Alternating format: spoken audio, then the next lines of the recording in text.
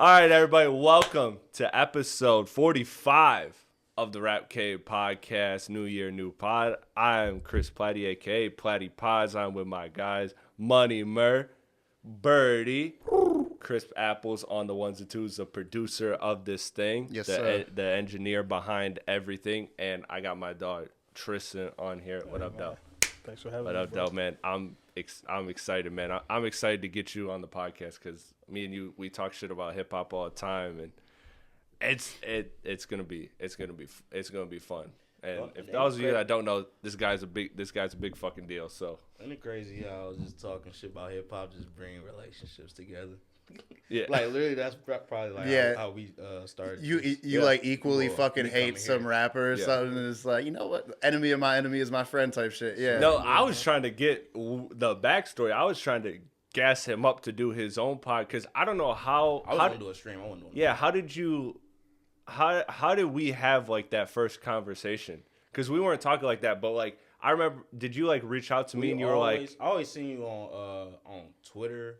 I think you were just Twitter showing and love, IG, and I was just like, and you had mentioned that you want to do like something, and I was like, go, bro, like use me as a resource, like I'll help, set it up and whatever. And then fast forward, he didn't do that, and then I was like, well, I got this. Come pop shit here. Yeah, me and you already knew each other beforehand. and too. then no, we knew each other. Yeah, we knew each other, I but was like at his crib a couple times. Oh, yeah. okay. Yeah. But like, yeah, it was just like I was trying to remember how we linked up for that, Yeah. and then it was the perfect time because Perfect time. dude, I remember it was like right around the draft.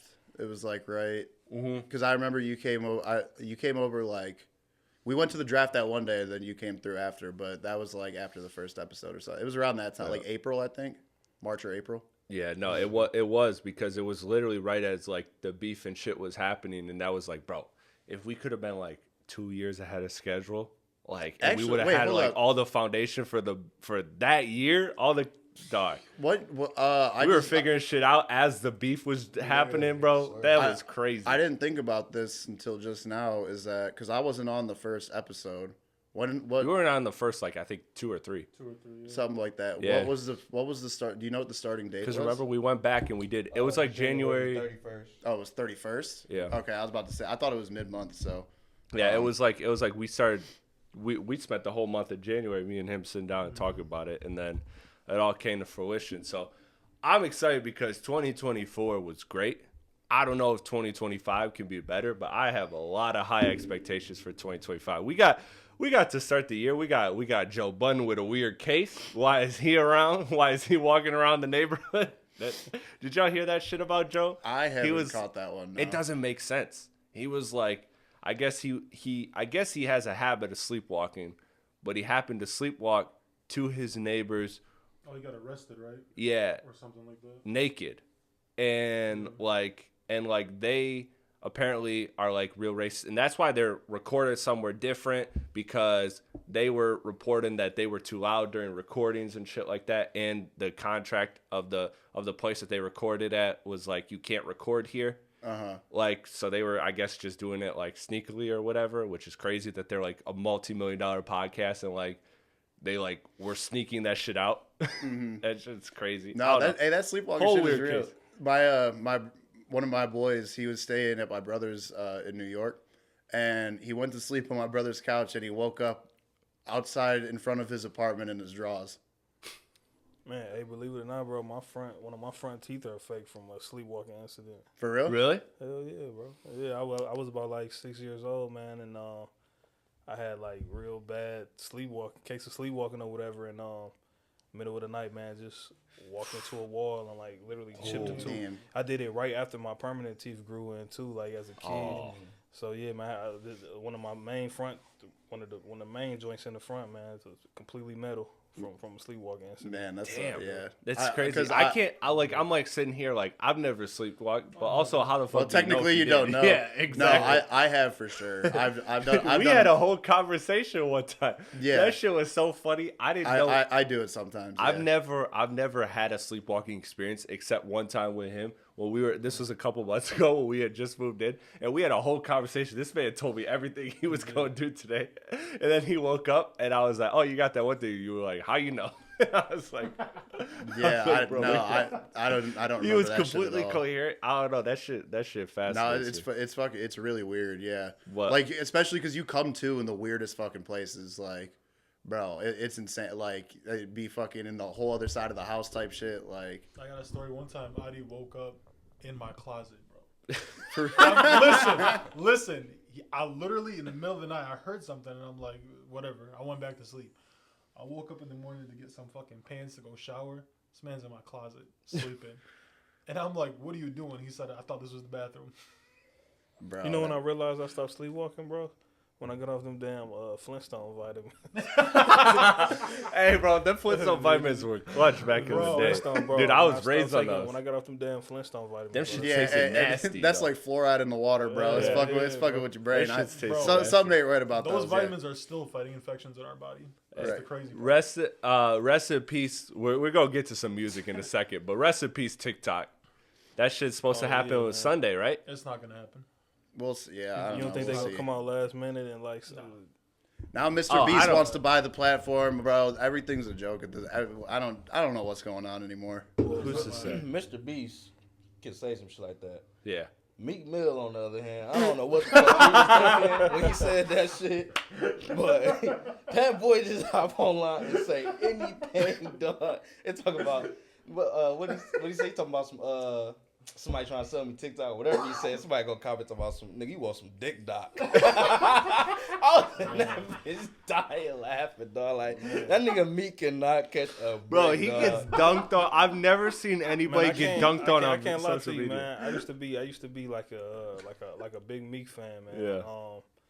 But man, as of recently, bro, like ever since like those allegations that came out, It's about some tweets, so, like, bro. I just feel like he's becoming like kind of like an attention whore. Yeah. I don't know. The thing is, I don't think Bro. it's. I really don't I think think it's he just intentional. I really think he's doesn't know legit- how to like defend Bro. himself, but he's trying to, and it looks bad. He gets on Twitter and he'll be like, "Hey, who knows a barber in Philly?" It's like, bro, you could fucking Google You're that. Meek Mill, Like, bro. I'm wondering though, like I'm wondering, like you know what I'm saying, like with him not having like the, well, is he under a label right now? No, he independent. Yeah, so like sometimes, man, you know, they got publicists and stuff like that that like protect them like from showing too much of the personality Yeah.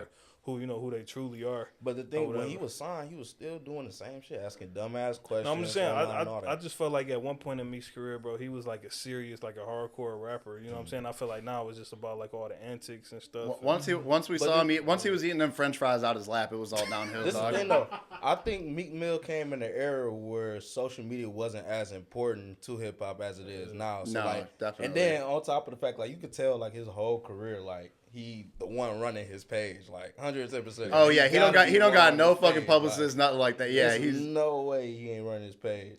But I don't know, like to be honest, I know like Meek get a lot of flack, but he's still just like one of the best rappers there is. No, Like, he's- that On the Radar he's dope. freestyle he dropped after all that gay shit happened with niggas talking about Diddy and shit. Nigga, that shit was hard. I don't care what nobody say. Yeah, even no. when Ack was flaming him and all that. Like that I'm shit not was like the hard. biggest Meek fan, but he is hard. Like Yeah. I can't. There's no denying that Hey, shit. speaking of returns, Lil B is back, and how I know this is because He's my posting timeline, feet pictures but yeah, on- my on timeline Twitter. was flooded with them feet Oh, pics that say listen. "Thank you, Base God." Listen, hey Boogie.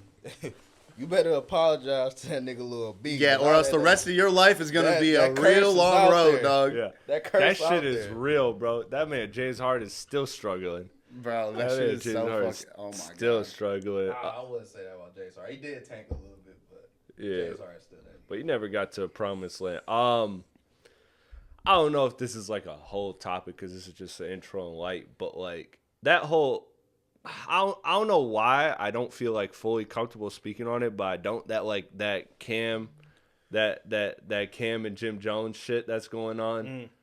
Like, bro, it just feels like brothers falling out, and it feels like it's one of those things where you just gotta let those brothers like hash it out independently. You know what I mean? Like I know that it's playing out publicly in front of us, and like Cameron, bro, he was fucking funny in his response, but at the same time, I know they're like, you could tell they got genuine love for each other. So I just like, I don't know. I feel weird commenting about it. 'Cause it's like that it's that private relationship that's like playing out publicly. It Like, gets publicized without, like, yeah, like we were saying, like not no names, but we were talking off mic about some like personal relationships and whatever that like played out a certain way, and it's just like that happening in front of the public.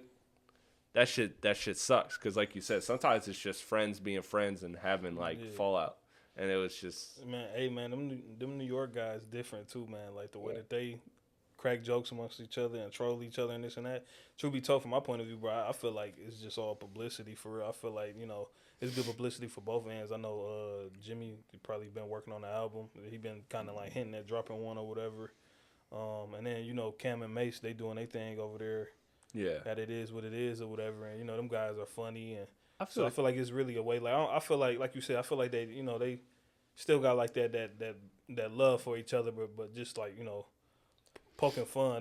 That's kind of way like most of my homies from New York like treat me too. You know what I'm saying? We just kind of I talk don't shit. think it's really like a publicity thing. Yeah, Only I because- think they're just both maximizing their platform. I think You know what mean? Jim Jones was a little sensitive, and like, cause if you really listen to what Cam was talking about, like he was just telling the story that we seen happen publicly, like nigga, Cam and 50 was going at it, and you ended up in a picture with motherfucking 50. Nigga, this shit looks crazy, like. Yeah. So Yeah, if you just telling break down the story- facts, yeah. like you just telling the story, like nigga, that is what it is. All the other shit that it came out after, that's on you. You know what I'm saying? With the whole 6ix9ine and then you on Wire saying some crazy shit. That's on you. You got to figure that out yourself. He ain't even bring that up, but I think 50 the one who was bringing that up. And I feel Well, like of course, 50 go Yeah, just 50 drop be- in and he go drop 50 in and be be like, 360 windmill on a nigga. Any chance you get. And I feel like Jim Jones is notoriously like been kind of a hothead also. Like it seems like he's always like he doesn't like look at like the optics of it really matters to him. yeah, I think They he's. say he the oldest YN. On God, they say the oldest YN. Of course, Hey, he's gonna crash out. You Sometime. know who crashes out? I know is Ron Holland, the Pistons.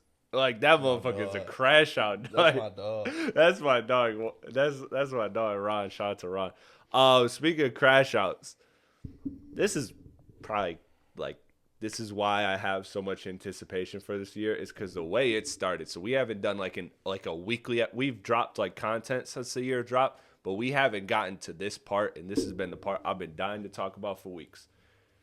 It starts with Joey dropping that track, saying, yeah, fuck all that West Coast dick licking, East Coast shit. This is where I'm at with it. Blah blah. That spawns the Ray Vaughns and a whole bunch of artists from the West Coast responded back to Joey.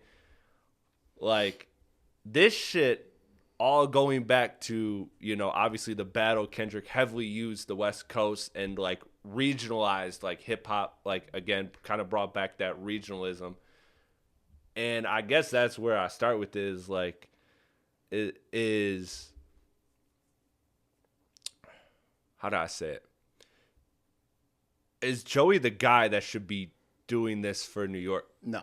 You know the answer to that question. You ain't even have to ask that question because you know. So then who's the guy?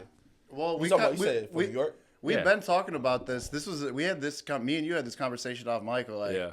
who is outside of Jay-Z and Nas? Because they're like, they mind their whatever. They're too old for this shit. Yeah, but like, who Respectively. is Respectfully. the New York guy at this point? Like, I think- because I said it would have been Pop Smoke. I feel like, but Yeah. I don't know because I think that the New York drill scene that took over so much for New York at least that there's not like them real rappers no more. That's like The in lyrical, yeah. competition for rap. You know what I'm Yeah. saying? So The hip hop, yeah. So like, and like with New York drill, like that shit not really super mainstream outside of New York. yeah. So Besides it's like your 504 and So like it's whatever, like, yeah. like your best bet right now is like some Benny the Butcher type nigga. You know what I'm saying? But like, And That's that's Buffalo. Buffalo. Yeah. So that's like that's well, New York. I think y'all talking about the right. state. Right. Yeah, but like New York City we are, as but opposed to- again, that's the history of New York. New York is so like regional and like divisive, and not to say that the West Coast isn't like they got their Long Beach and they got their spots where they're like, no, I'm not L.A., I'm Long Beach. You know what I mean? Like Bay Area, yeah. they're a little more united though. Like whereas like New York, I think it's a twofold problem for me. It's like It's like the reason New York doesn't have a star, because New York's the birthplace of hip hop. That's a mecca. But the fault in that is that I feel like the era before the Jay-Z, the Nas, they didn't do what Game, Snoop, and Dre did and bring Kendrick on stage and say, you're the new West. You and TDE are the new West. Like, they didn't pass the torch. Hove and Nas were still like, especially Hove was still like, nah, I'm him. 50 got out of music, so he wasn't really involved in like necessarily like passing the torch. Like, they never had that like direct, like, okay, the OG passes it to the young one, the next generation, and lets them cook. And so I feel like it's left New York in this free fall. And you brought up the drill shit. The drill shit was dope because it was like a whole new sound for New York. But then New York grew up on like the boom bap shit. So you got like the boom bap shit that still exists in hip hop. You got like the Dave East, like, shit like that. And then you got like and Joey Badass, throw him in that conversation, obviously. And that's like boom bap rap. But then you got the Favio. So like there's just so much going on that like they can't unite. And I feel like that's like the reason why we look at Joey Badass, who's talented. I'm sure we all probably agree that Joey Badass is a talented rapper. But like the same time, is he the one that like when Kendrick says it's West Coast, this is what it is he the one that should be saying something? And I'm like, no, but at the same time, who's the other answer? Like, because Hove is not of this era. So like Hove is really the only one that can like, throw the hammer down and be like, nah, it's New York. But like, obviously he's not going to do that. It's too far removed. Yeah, he's too far removed. There's nobody that like took that like New York torch. Like A$AP Rocky got in, got out. And also A$AP Rocky, different sound than New York sound, like typically. Like, yeah, A$AP Rocky he was New York, but he had like a Houston. Yeah, like a Houston, exactly. So I feel like when it comes down to it, the issue is that like New York is so divided that they need one. And that's my take coming in this. I think that through this, I think regional hip hop is back. I think it's going to make its push. And I think in New York, a star is going to be born. I don't know who it is. I don't know where they're at, what they're doing, but I think a New York star is going to absolutely be born from this. I was gonna say, why do I see Lil TJ making a comeback though? I don't know about that. I mean, yeah, but in this sector, like when we're now focused, we've now shifted. Like, there's been a big pendulum shift back to like lyricism. Like that happened with the battle, and I think that it's going to take an artist like, again, I think Dave East is one of the nicest rappers on this planet, but can he really claim that? But he don't have the cachet to be like, yeah, Kendrick, like fuck it, it's New York. Because the accolades is part of that. Like you have to have the resume also. You have to have the resume, and I'm looking at. I think New York, a star is born. But what I want to see really is like, okay, New York's going through their thing, and I know East Coast, West Coast, they have their history. I'm looking at dog. I'm looking at Atlanta. I'm looking at Detroit. I'm looking at these cities that got major players that make great music, that have a real sound to dominate. Like I get that hip hop historically was East Coast, West Coast when this last shit happened, and things happen in cycles. But now what's here is Detroit, is Chicago, is Atlanta, all these major cities. You gotta throw Florida in there too. Yeah, Florida. Yes, thank you for that. Houston also. Yeah, I want these motherfuckers to stake their claim. That's my PSA. I want if we're gonna keep on this regionalism in hip hop, which I'm all for. I enjoy this shit. I need the major cities like the Midwest. Y'all can't just sit back and be nice. Y'all can't just sit back and let the East Coast and West Coast have it. Hey, take a stand. Boise, Idaho up next. Yeah, no, but like for real, like am I wrong? No, for sure. Am I wrong? Like come on. Like I'm talking, not Royce, because Royce is, obviously of an older school, but I mean Big Sean's of the ilk. Like that's like the Kendrick era, but even going younger than them, like obviously the Babyface Rays and everybody that's in the city doing what they're doing. stake your claim. I want you to put out, hey, fuck the East Coast, fuck the West Coast. Detroit, what's up? We have one of the best sounds in music. J. Cole's repping North Carolina. Like, excuse me. Yeah. If I may interject. Yeah. You know he's gonna do. Actually, I'm sorry for interjecting. I'm gonna let y'all have that. Well, but That's what J. Cole that did. was like a question we had too. Is like, because I mean, he doesn't claim it, but it's like J. Cole's whole career has been born and bred in New York. Yeah.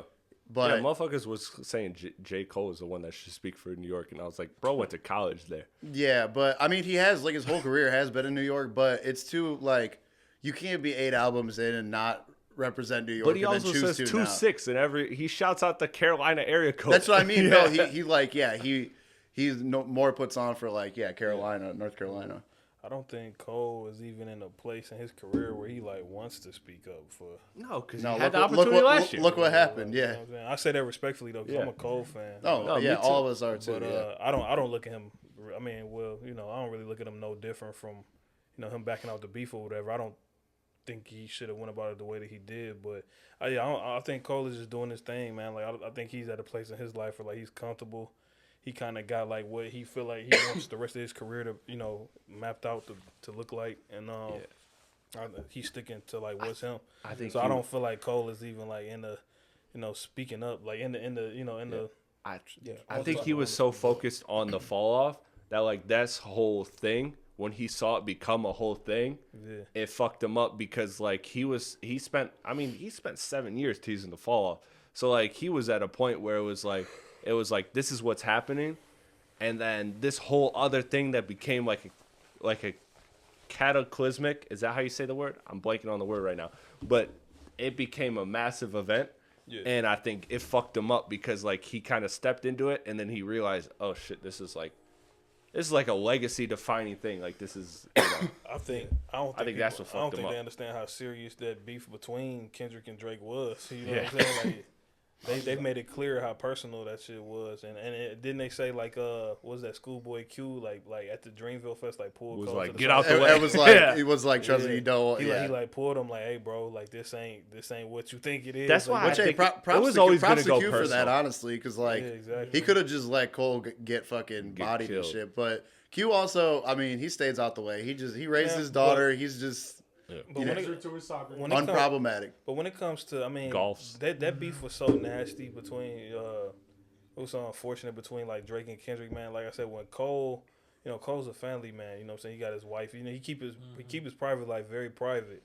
But like, I don't think he really wanted people like digging into like things because he's been pretty like if you really listen to Cole, he's been pretty transparent and like a lot of his music about like, you know, times he might have been like unfaithful or like dealt with infidelity and like. If you know, I was his girl, just like growing and learning. I think he's at a peaceful place in his life, man. Where he just really like, look, I'm a father. I worked hard to get my marriage and relationship where it is. yeah. And he probably just didn't want like all that, you know, going back to the past and like digging things up and just throwing stuff out there. And then too, he just realized like rap is a sport, and like he said in Port Antonio or whatever. Yeah. He said like you know, it was getting nasty, and he, you know, probably just didn't see himself Me being a part of personally, it. I wouldn't want anybody defending me that don't defend themselves. If you sitting here on stage telling a nigga you gonna take it on the chin, you're not the guy. I mean, I feel you. You're not the guy. I didn't. I mean, and I don't agree and with. I don't think he like weak or nothing, but this is weak. Move. No, it hurt because he spent that whole time being like, I'm the best rapper, and this was his This was literally, if you're writing the script, this was the pathway, because we all looked at Cole, and I don't want to get like too far off on this tangent, but we all looked at Cole as like he was always third, right? He was never Drake, he was never Kendrick, but he was always right there. This was if God presented you a pathway to being number one, this was it, because you spent 5 years saying, I'm the best rapper, I will eat any rapper alive, MC for MC, nobody can touch me. Here came an opportunity where lyrics were and battling was at the forefront. And this could have been, if Cole wanted to go there, which again, I respect his piece, whatever, but Cole could have gone there. And if he was willing to go there, then this was his opportunity to get not third. He talked about it forever. He said they tried to throw the bronze at me. I'm Cole.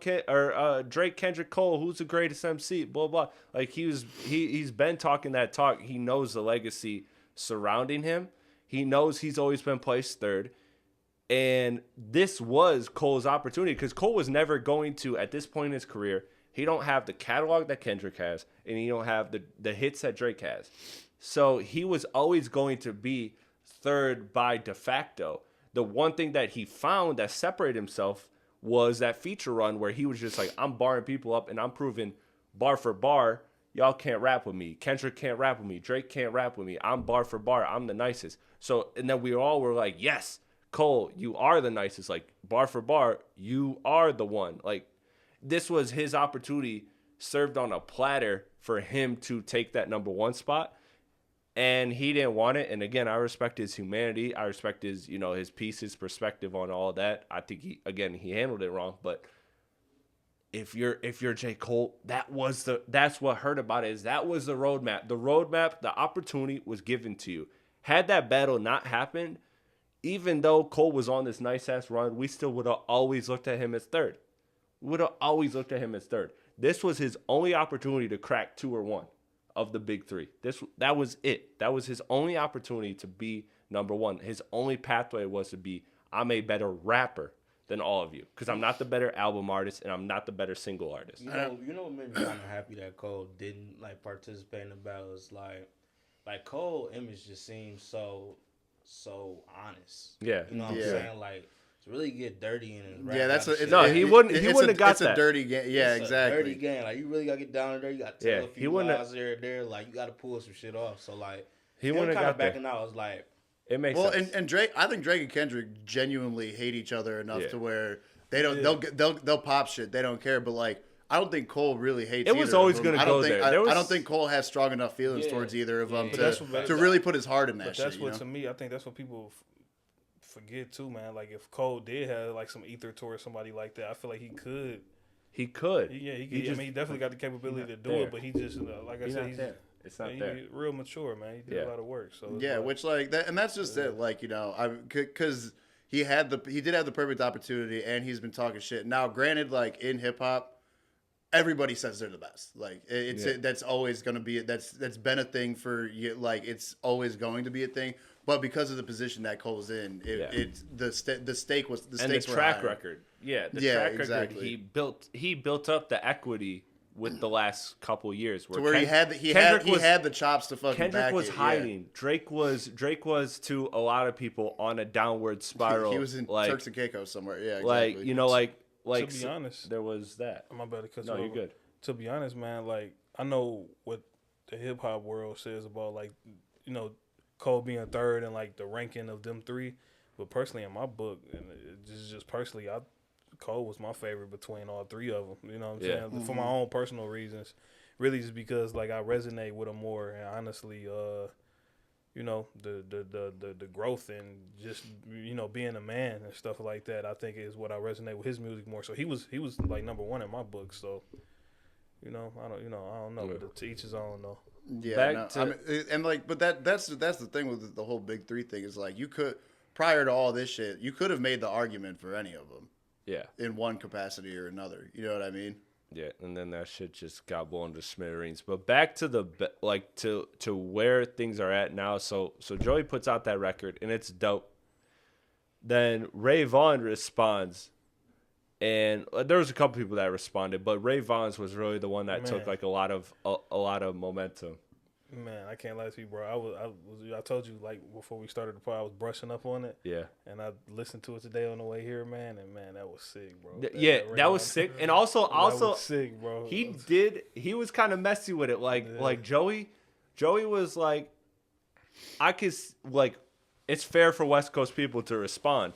But like Ray Vaughn took it a step further, and he was like, "Don't make me turn you to album raw." Like he was, man, his bars. He really bars down. He really crashed out, and then he even had that bar about like crashing out. And you know what? There was one thing that like really, really, really stuck out to me. There was one line, and I know no other. And it's been weeks since this happened, and still no other hip hop publication has talked about this. I think the most telling line of that whole entire back and forth was when Ray Vaughn shouted out Mustard. He said, as long as we got Mustard, we'll be straight. But he did not mention Hit Boy. And that to me is crazy because you look at the run Hit Boy is on, you look at the music he's made, the catalog he's made. So I got a few people in the West Coast like hip hop scene, so I like checked in with them. Plus I tapped in with my Atlanta guy just to see his outsider perspective. But like we were tapping back and forth about that, and it's so weird that like Hit Boy just like he does not have that West Coast love, and that blew my mind because he's so dope. He's so dope, but at the same time, if you look at really like Hit Boy, like he had an interview a couple, or maybe it was like 2 years ago, where he was like, "How come me and Kendrick haven't worked together? You know, like I'm from LA. I did Backseat Freestyle or whatever song he did off of Good Kid, Mad City, whatever. I think maybe it was Poetic Justice. I don't remember. I think it might have been Backseat Free. I think it was Backseat Freestyle. Yeah, Track 3. yeah. And so he did that, and like, but like since then, like he hasn't. And then he did like that whole album run with Nas, which obviously Nas is New York. Well, that's just it. It's like I don't think, and especially That's what all my LA people told me is they don't look at he doesn't Hit really, Boy as LA. He doesn't really his sound isn't really West Coast. I feel like as opposed to Mustard is like Strictly West Mustard. Yes. Mustard is like I mean he like is like Unapologetically when you think West. West Coast you think of a Mustard beat. But know? you would He's think worked with East Coast rappers like Migos and them, but you like, would- he's strictly for right West Coast. and You the got sound mic even when you still. talk. No, you're good. Even still, he's fucking like he's working with but it's still like his style of West Coast beats that like Style other is- people are, you know, Yeah. like where like Hit Boy, I think, I mean he did a 3-album run with Nas, and so it was that 6 was albums. They had the six- Magic and the Kings. Yeah, I feel like between the difference between Hit Boy 2 and Mustard is I mean Mustard kind of like cemented himself into the politics of this whole beef thing too. Yeah. Hit Boy wasn't Hit Boy Boy stayed wasn't. out. You know what I'm saying? He like he handles and deals with a lot of different But you artists would and stuff like that. Which it's crazy. I to should me probably 'cause- sign to Hit Boy because I got all the hits, boy. You know what I Yeah. mean? Like he's been fucking fair. at the forefront of that shit. He's got hella artists like And- and whatever. but He's background playing a lot. There's definitely politics right now in the game, in the rap Yes. game, bro. And like I said, Mustard made it clear like Where he he's put at. the stake in like where he was and what he was doing and who he's fucking with. So It's so I had a few theories. My first theory was that so he has his father, Big Hit, like, you know, is a producer and rapper, and, you know, has been in and out of jail, but has made a lot of scenes. He dropped a dope project with Game, actually, the start of 2024.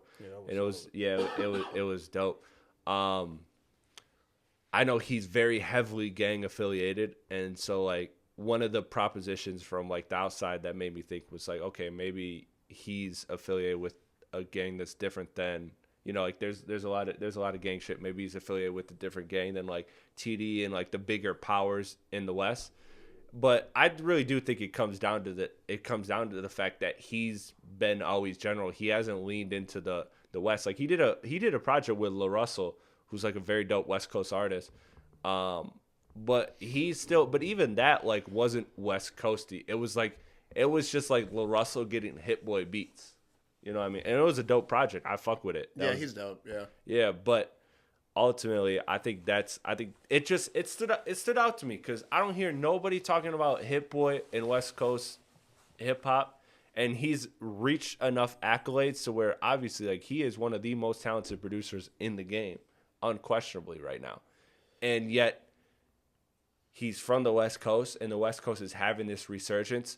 And he was not on GNX. He did not have like, you know, he has not been connected to really a lot of West Coast other than recently. I think he did something with like Dom Kennedy or something, or like a couple projects. Then like Yeah, I said, but with like, Russell. you know, I mean, I don't blame nobody for wanting to stay out of that shit too. It's like, also if you don't want the headache, you know, and whatever, and especially when it comes to producers, it's like, you know, take it from fucking someone who like is, you know, me and like producers and shit. And it's like, you know, they already have half the notoriety that any rapper, like, you know what I mean? Like people don't, Not a lot. The average listener isn't gonna know.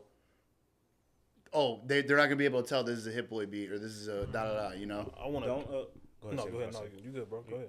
Do Hit Boy fuck with a lot of Atlanta rappers?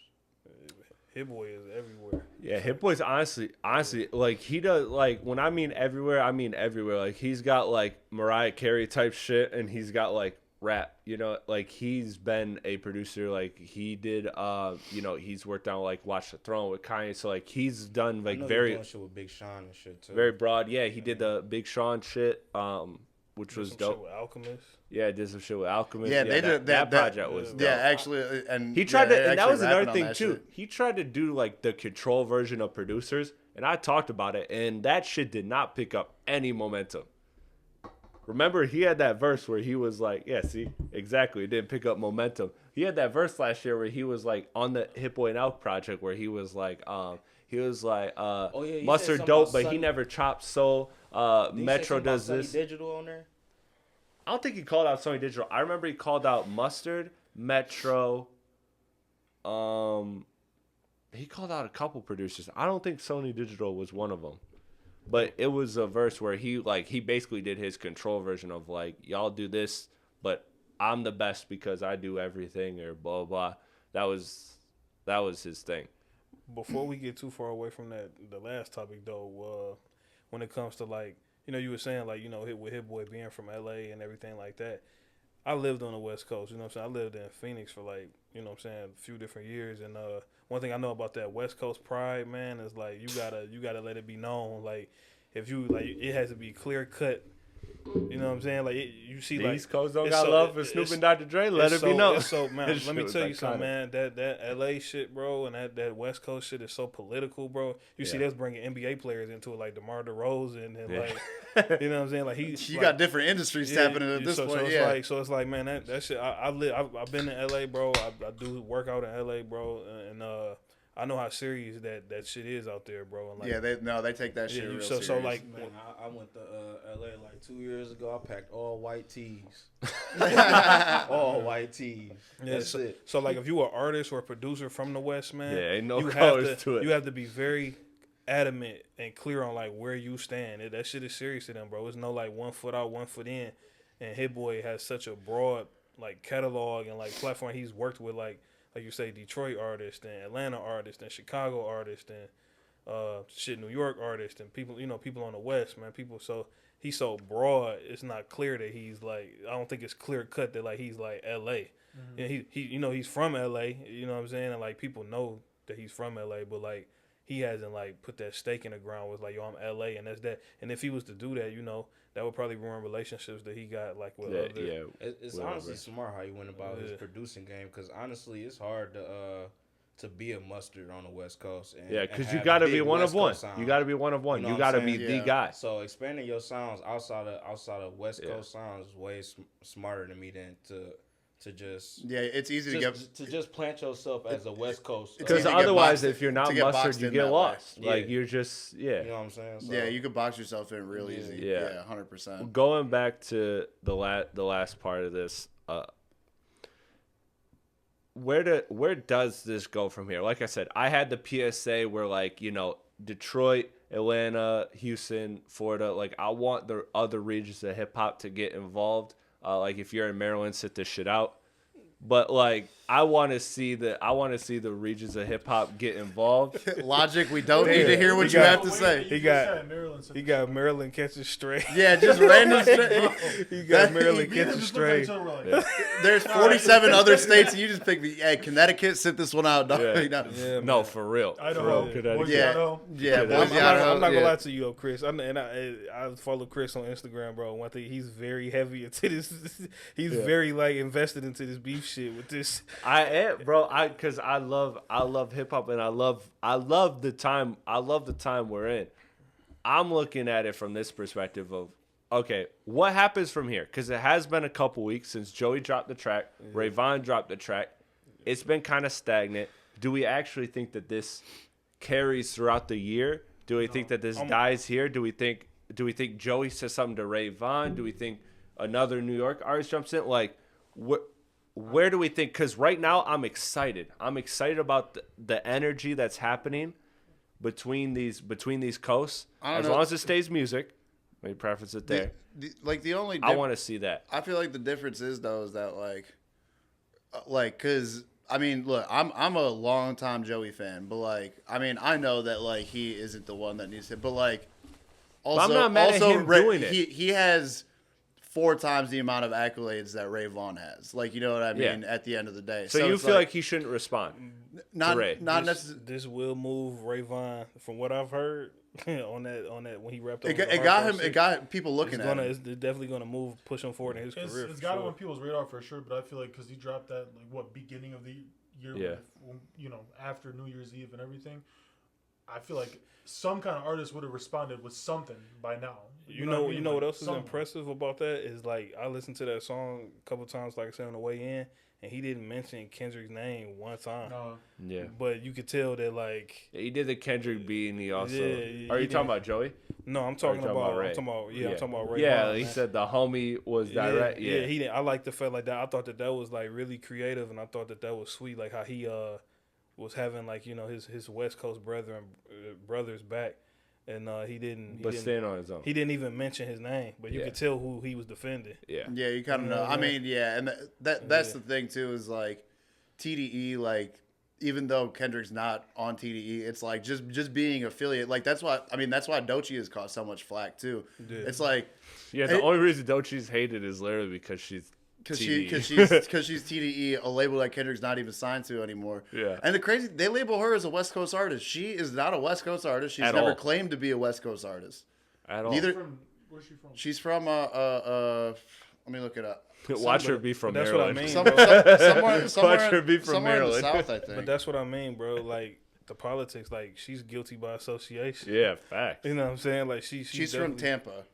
Okay. She's Florida, bro. Like you know what I'm saying? Like she's but she's guilty by association. Crocodile, whatever. That makes sense. Yeah. That's why her album was named Alligators, and then bro. Her alligators are a bitch. Or something down there. Yeah, alligators. Got to be some swamps nearby, one way or another. For her not to, for her career not to even like Doechii still got, she's just really getting out there and like she jumped out immediately, like at the start of the beef almost, and like kind of like some. I guess a rap fan would kind of say that she well, me being a fan of rap, like she kind of jumped out there like super early. Just like a lot of people looked at it like who are you? Like she's dope for sure, but like a lot of people just was like, you haven't done enough to like insert yourself in this. Exactly. Yeah. And like I said, bro, that shit on the West Coast, bro, like she's guilty by association. You riding TDE is most of their artists are from the West and now their ops are your ops. They're so it's like you in here now, so it's like she's a part of that. She's a part of the politics. And some producers, some rappers, I know they stay out of the politics, bro. And that's one thing I wanted to say too before we got away from it was like, I know you're calling for like the whole regional beef thing. Like you like Detroit, who's going to say something? Atlanta, who's going to say something? And I feel like, history repeats itself. And I feel like in the history of like rap beefs and stuff like that, all the way back to like Tupac and Biggie, I feel like the beef was really always like New York and California. You know what I'm saying? You had like the South where, Andre 3000 got on the South stage. got something to say, baby. And he said the South got something to say, and like, the South kind of took over from there. But overall, I feel like usually the beef is really like New York and LA. And it's in basketball with the Celtics and the Lakers. It's with hip hop with Tupac and Biggie. Well, it goes beyond music and all that shit because they're the two biggest cities in the country. Like you know what I mean? It literally boils down to just that. But again, the Midwest has so much dope shit and talent. But like, the good thing about I just want them to stake their claim as like. I don't think that's gonna happen. Yeah. Because I don't feel like the Midwest, like Detroit rappers, think they give a fuck about what. I don't think. Yeah, I really don't think they care. The Midwest is just floating like. Look at it like, let me use a basketball analogy. So you had like the Celtics and the Lakers, right? And then you had like the Bulls and stuff, right? And then you had the Pistons, our hometown Pistons. Like, remember when, like, what was that, like 88, 89, 90, where the Pistons like snuck in there and they were like beating all those teams. They were beating the Lakers. They were beating Boston and stuff like that. We snuck those 2 back-to-backs in. I feel like Detroit was always just lingering. Like, we're not really, I don't think I say that to say, like, I don't see anybody from the Midwest like joining in the beef because like it's not what people from the rappers from the Midwest really get involved in. Like we're kind of just like. I just feel like motivational, some hustle, some vibes. For sure. And this is, I guess, just wishful thinking for me because I'm looking at the Midwest as its guy's talent. I just want it to be represented because I've also felt like for a while now, I feel like Detroit has, of all the cities in hip hop, it has one of the best sounds. But it's at the same time, it is big. But at the same time, I feel like it can definitely be bigger. It could definitely be brought to more of a bigger stage. I mean, in the and past, that's all I want Detroit to do. All I want Detroit to do is stake their claim and be like, I feel like they are though. in the past 5 years or so, like it's really turned tides throughout the whole country. Detroit, so I just want the most. It's expanded a lot further than Detroit at this point. Like, for sure. Yeah, I feel like Detroit's been. I feel like we've been getting recognition for some of the stuff we've been doing. You see it in like some of the other music that's being produced. Like people are stealing some of the flows from the Detroit artists. They're stealing some of the beats. Yeah, the beats is the big thing because the beats are so distinct. Detroit beats are so like you can pick it out of fucking. Yeah. It's so easy to tell. Yeah, I feel like people definitely. So I feel like we might not be getting like all the praise or anything like that, but like people definitely see what Detroit's doing. Detroit would never like we're from the city, so like we just got that hometown pride. But I feel like this is like really the highest that it is really going to get for us, and I don't say that like it as in the high isn't high now, but I just say like Detroit is like and just the Midwest in general is blue collar. You know what I'm saying? Like it's not really a place that it's not that flashy. We are, but we aren't. Like we are in our own way, but like I think Detroit the flashiest motherfucking city. Bro. Bro, listen. I've been saying this for years. Like if you go back and watch the most underground videos of Detroit, Chicago, New York, Cali, any state, we look like we got the most money. Yeah, I'm talking more like the city itself rather than like the people. But yeah, I know what you mean. Because a really good interview with Danny Brown that I saw a while ago. Because when he was growing up, he lived on the east and the west side. And he was like, on the east side, people come to school in sweatpants and white tees, but they got a pocket full of money.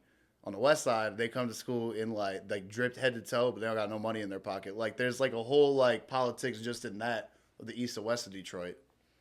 Yeah, I heard about that. But yeah, I just think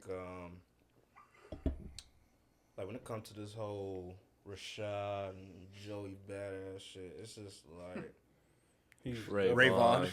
He used whatever. Isaiah Rashad. No motherfucker hate everything. But I just think I don't know. It's like a big cloud of cloud chasing. Obviously Joey Badass started that shit. It was just like real. I'm gonna give him the benefit of the doubt. Catch the moment while it's hot. You know what I'm saying? If you ain't really doing shit right now, you want to get your name out there. Yeah. Catch the moment while it's hot. Fuck it. But when it comes to like when it came to like that Ray Vaughn song, like bro, like this the beat you had to use, bro. Like your voice don't even fit on this beat. You kind of ruined the beat. You know what I'm saying? Like you could. I think he fought on that. I think you ruined the beat. This is what I'm saying. It's my opinion. Yeah. I think you ruined the beat, and all these other niggas that's hopping on this little cloud to cloud type shit. This shit's about to pass by. Like, so you don't think this whole like East Coast West Coast thing is gonna continue throughout the year? No, and I'm not even a fan of that regional bullshit because honestly, 90% of these rappers broke as hell and bad contracts.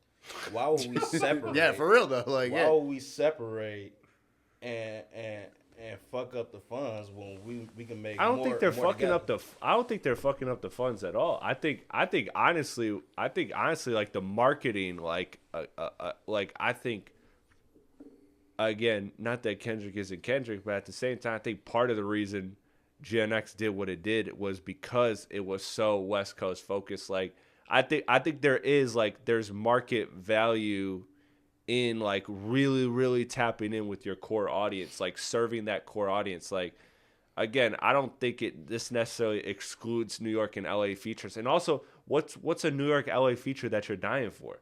You're not dying for a Joey Badass and Ray Vaughn. You're not dying for a fucking like You know what I But mean? Like, honestly, like, what's the point of even entertaining this regional bullshit when you know niggas gonna make up and kiss in less than 2 years? Yeah, no man. Like, It all ends not up. about to be mad at each other for Drake and Kendrick is one It's thing. not about to be I no don't. feud for the next 20 years or nothing. Like these niggas. Yeah, we've already seen this little beef shit is about to be probably kicking for like the next year, and then niggas is just gonna get back to regular. Yeah, I mean, in the past, I enjoy even in the the past pride of 8 it, months, though. other than Drake and Kendrick, there's people who've already rolled back and like on and made up, whether it's like between Future and fucking whatever. It's like at the end of the day, I do like the regional thing is cool, and I like that everything has its own sound, but also like the animosity is good for marketing, but also at what point like it kind of. I still have to take it kind of does take away from the music in some ways. Like It's fake and forced, bro. I don't like that. yeah, type Ray shit. Vaughn said. Like Joey back, like what Joey? We ain't heard from you, nigga. Get back to acting, nigga. Like, what the fuck is you doing? Or if you're gonna drop music, drop a regular album. Drop Don't some regular shit. Like you forcing it, bro. I hate that force shit, bro. Like that shit really be irking me.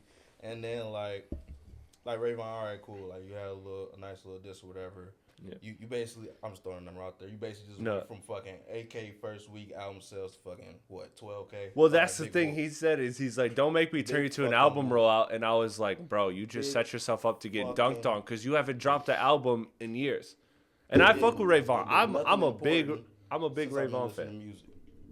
He's probably one of the coolest freestylers though. Like yeah, no, he's found his lane, but he hasn't dropped an like album in years. So like when he was like, "Don't make me turn you to an album rollout," I'm like, "You're probably looking for an album rollout." like if I'm keeping it a buck, you're looking for it. He's not and like Ray Vaughn. no, he's a good rapper, but like at the same time, especially going back to the regional thing, is like Ray Vaughn doesn't really have like an identity. Like you know what I mean? Like there's nothing about him that like stands the fuck out. I mean, he's kind of already proved his talent though. Yeah. Right, but I'm saying I haven't seen. I haven't seen him freestyle. do anything. Listen, I can show you 30 motherfuckers right now that can freestyle. I haven't- nothing special. Yeah, you don't want to get with That's Birdie on the nothing battle rap, special. but That's nothing special. Tell me but what is he doing I haven't outside? seen Ray Vaughn do anything that nobody else can do. It's the storytelling freestyling for like Yeah, bro. That's hard. You can't lie. That's hard to do. There's people that just freestyle you're not gonna and convince not him Ray say Vaughn's shit. cold. I'm just not telling you. even saying that, bro. But I can name like 20 motherfuckers at least that can freestyle and tell a story at the same time. That's nothing special, bro. All you do is write this shit before you come in and then rap it like a freestyle. Make sure You can claim that they'll never know. You can claim that shit all day, right? All you gotta do is just claim it's a freestyle. Yeah. Like, Yeah, that's no, not sweet. but yeah, like no, Ray Vaughn, he's a solid rapper, but again, he has there's nothing about him that nothing about him stands out as like, oh, this is something nobody's done before. Like, you know what I mean? That's like kind of the thing. There's nothing that sets him apart from, like to me, who's the other TDE artist that had Tana Leone or whatever? Yeah, I couldn't even tell you their voices apart. PG, like, yeah. you know what I mean? That Like, motherfucker stinks. yeah, and no, Ray Vaughn's dope. Like, don't get me wrong, whatever, but like we just not about to sit here and talk about him like he a top 10. Yeah, we spent a lot of You time. said freestyle. So, We spent a lot of time. but if it's freestyle, his freestyles might be cold, but it's like them bitches really breaking the barrier. No. And I heard one of them after that diss too, and it was like, all right, it was cool. I'm not about to say his ass or nothing like that, but it was cool. Let's move on then. Before we get to new music, that's our last subject. But before we get to new music,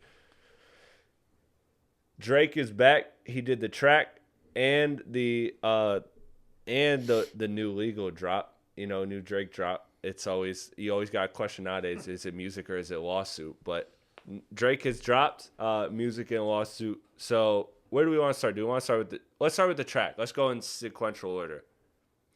He drops the track with Conductor. It was leaked. It looked a little weird.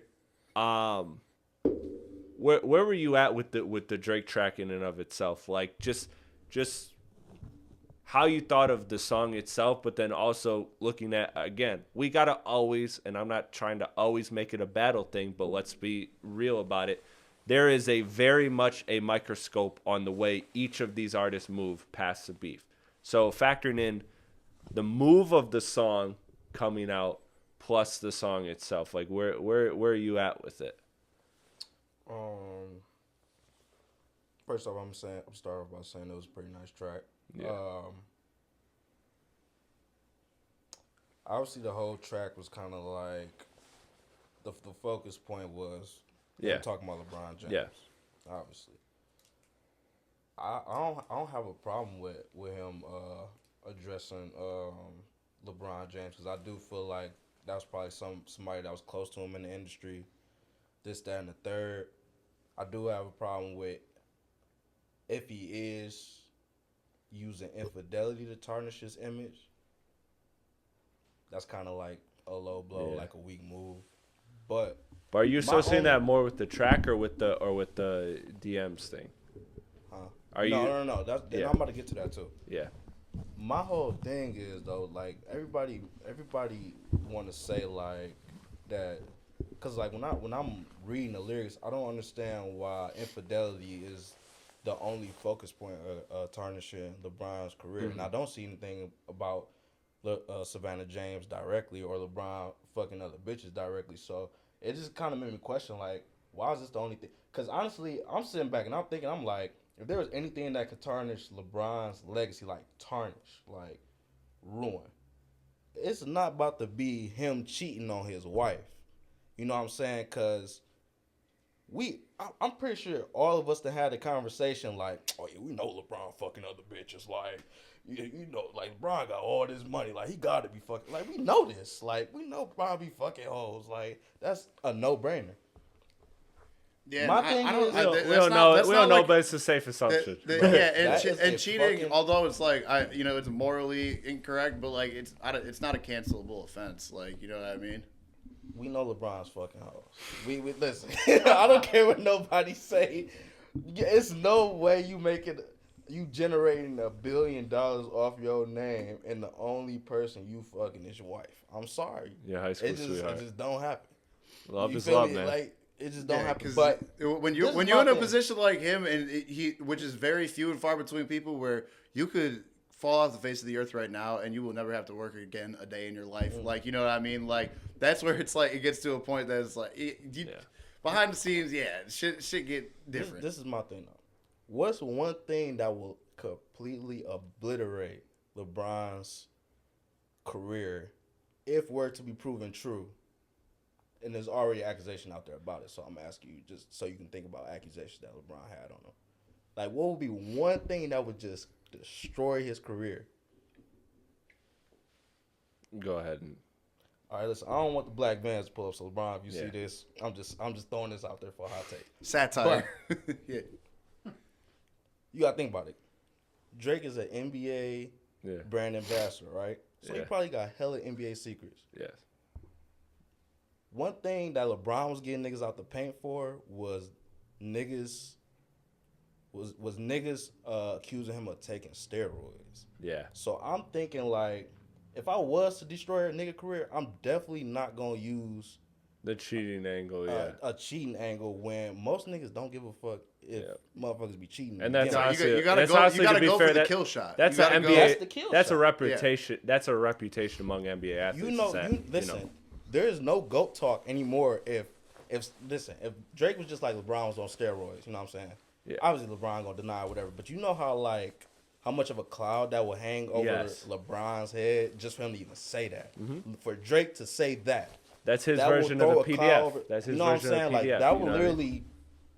that will literally take LeBron out of so many GOAT conversations from a lot of people. That's why I'm thinking, I'm sitting there, I'm reading the lyrics, I'm like, Why do we keep getting at this infidelity thing when there's way more important shit that will affect his career than him cheating on his wife? So I feel like people are just over exaggerating with the infidelity thing, and if that is Drake angle, I think that's a weak move. Yeah. You know what I'm saying? Like, but at the same time though, like, especially look, Drake is very privy to this internet shit.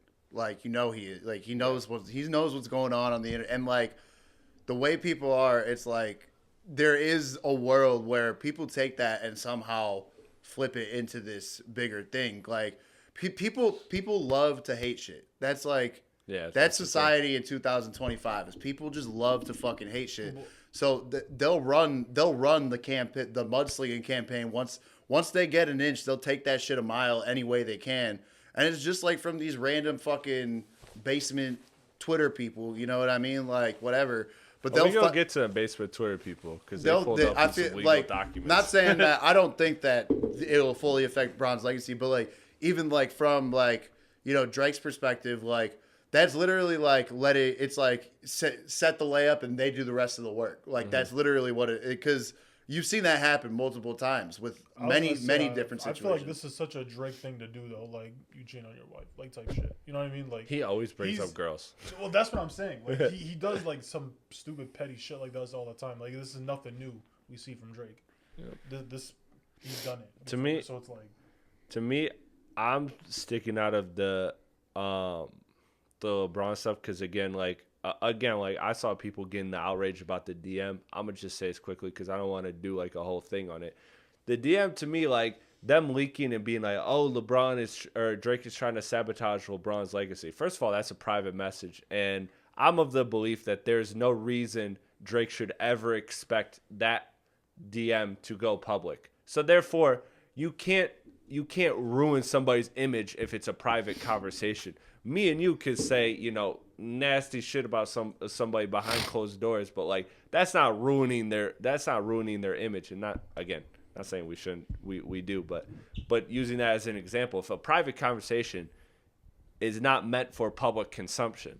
So yeah, that don't matter to people. No, for sure, but people are. That's why I think people are being dumb because like Drake obviously doesn't put this out there. If he wants to ruin LeBron's legacy or whatever, or talk about the cheating, then you look at the track that like may or may not imply like look at the public stuff. Like don't look at the private DM that this dude was first of all, he was a fan. Bro was talking about I played your music going to sleep to make sure views went #1.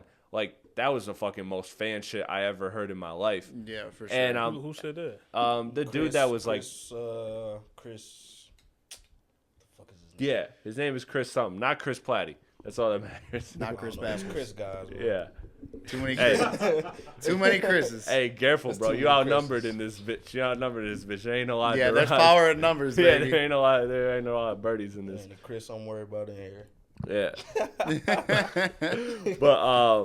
But no, I'm looking at it as like that whole stuff is weak. I thought the track was dope to me because it was like whether it was meant to be out or not. Again, I don't expect anything Drake to drop conventionally given that he is at war with his label. And we're going to get to that contract part of it right here. I'm going to segue to that part.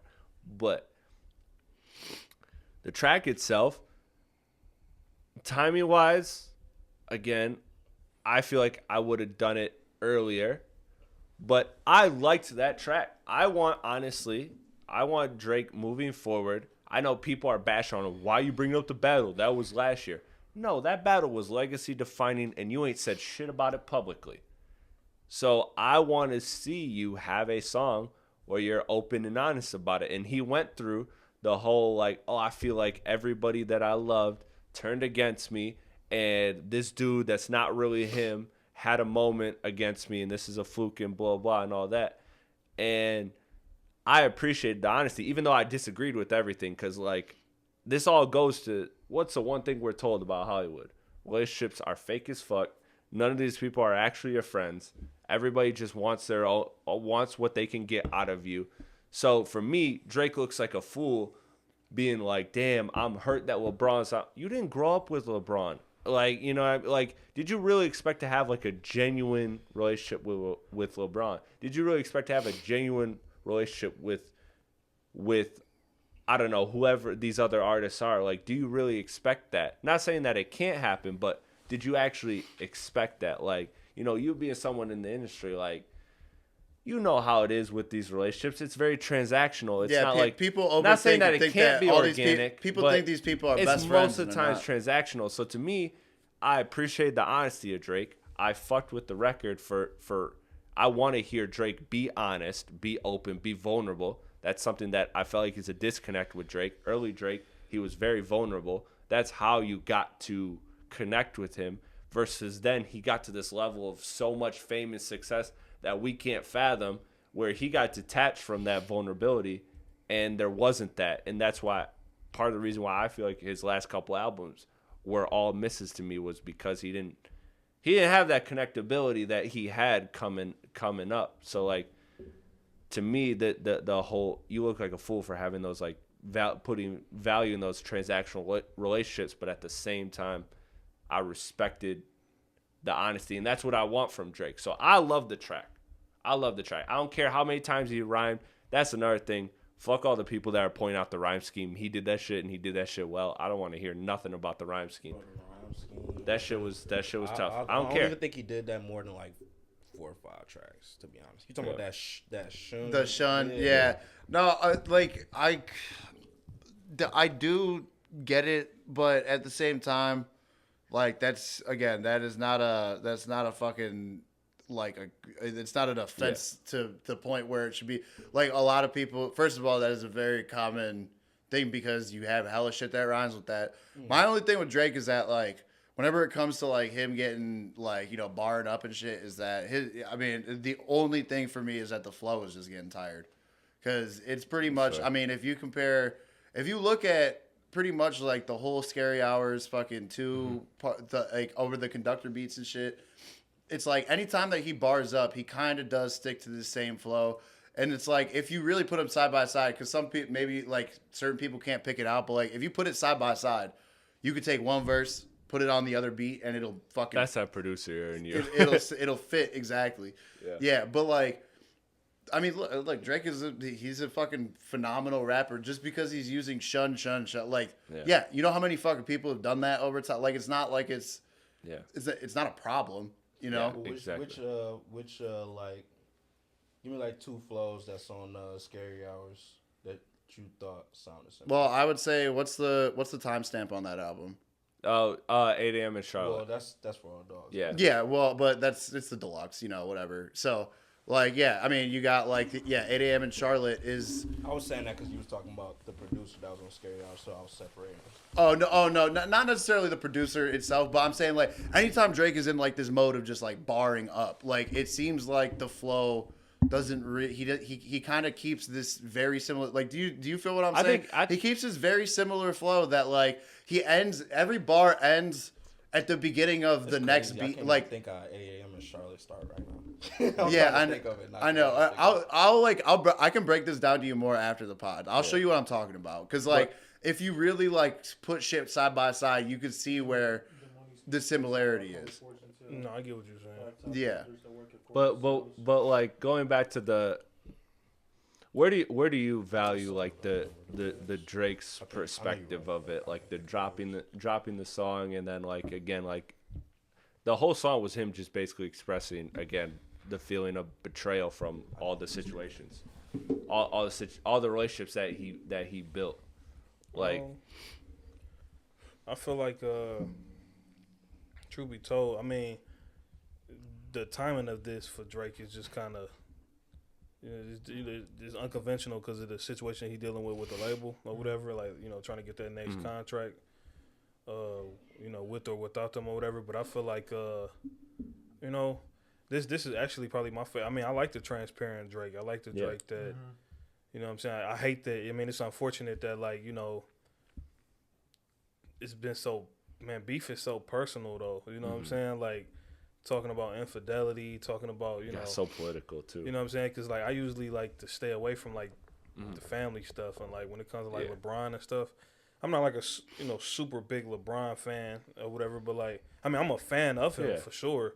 But, like, you know, not, like, my favorite player or nothing like that. But, like, my respect for him is definitely there. You know what I'm saying? And don't bring family into it. And, like, trying to ruin his image because, you know, he's been, like, publicly supporting Kendrick. You know, I could get how that's, like, disappointing to Drake because if you go to, like, some of them songs on Scary Hours and, like, For All the Dogs or whatever, he even, like, mentioned, like, I'm at Bron's house, crystal clear champagne glasses, whatever, silver wine glass, whatever. Like you can tell, like, he, you know, Drake's a fan of, like, you know, people look at Drake. Drake is like a superstar. He's like a megastar, right? But it's unusual to see somebody that's as big as Drake to be fan of, like, other people. But that's the thing. Back to Chris's point, you can't trust everybody. You can't be friends with everybody. That's the main thing. People will side with who they think is going to be, who's going to come out on top. Who's going to come out on top? Yeah, that's what I mean. And obviously Kendrick is on top right now. You can't deny that. So he's taking his. I can see why he's taking his spot, but at the same time, it's like, yeah, what he did to Drake was kind of. But also, like, LeBron historically has been fans of both of them. Yeah, he's been fans. Even though he doesn't know the lyrics. The thing that sucks and what the ulterior thing is that because it's people like that. It's people like Bron. It's people like these bigger people in the industry that like automatically just because they like this they've been fans of both for so long, but now all of a sudden because they said they like this one thing. Now they're part of that team. Like, this like there is a divide with this shit between it got politicized. Yeah, it's not a team. And no, it literally is, like we've said through this whole year, it's fucking Democrats and Republicans. It's honestly, it's someone says I like waffles, and then the other person says, oh, so that means you don't fucking like pancakes. Like, you know what I mean? Like it's exactly what this is. Like, but still, look where Brian is though, bro. He in L.A. And first off, too, Brian is just a fan of music in general. Yeah, I've seen Brian publicly support. Shit, T Grizzly. You know how many videos he's made getting the lyrics to shit wrong? Yeah, you know what I'm saying? Like I was just saying that. Like literally, he's a fan. He's a fan of music, but like I said, like the beef, it's just an unfortunate situation. Like it is. Yeah, it's just an unfortunate situation because like people are getting casualties and friendships and relationships. So that's just what happens when That's why it was so big, you know what I'm saying? That's why it's just. I would like. Because when it comes to these two people, it's like it goes so far beyond just them two. Like, you know what I mean? That's just it's kind of like every decision that you make potentially affects the people around you, and and that's just like where it's came to now, where like no matter what, if you are 2 to 3 steps removed even from this person, somehow your affiliation still sticks. Yeah. Don't get me wrong, like watching the beef and shit is cool, but at the same time, like, do you know how dope as fuck it would be to like see these two big ass artists like just making like even an album together? Like, can you imagine a Drake and Kendrick album, bro? There's a time, but like, that's what I'm saying is like the beef has been entertaining. It's and whatever, and it is hip hop. It is hip hop, but the problem is that now this never ever for the rest of the time goes away. No, it is, and that ruins it. That's not a good thing. That is not a good. I'm already kind of getting sick of it. I'm not gonna lie. People, Jay-Z and Nas beefed.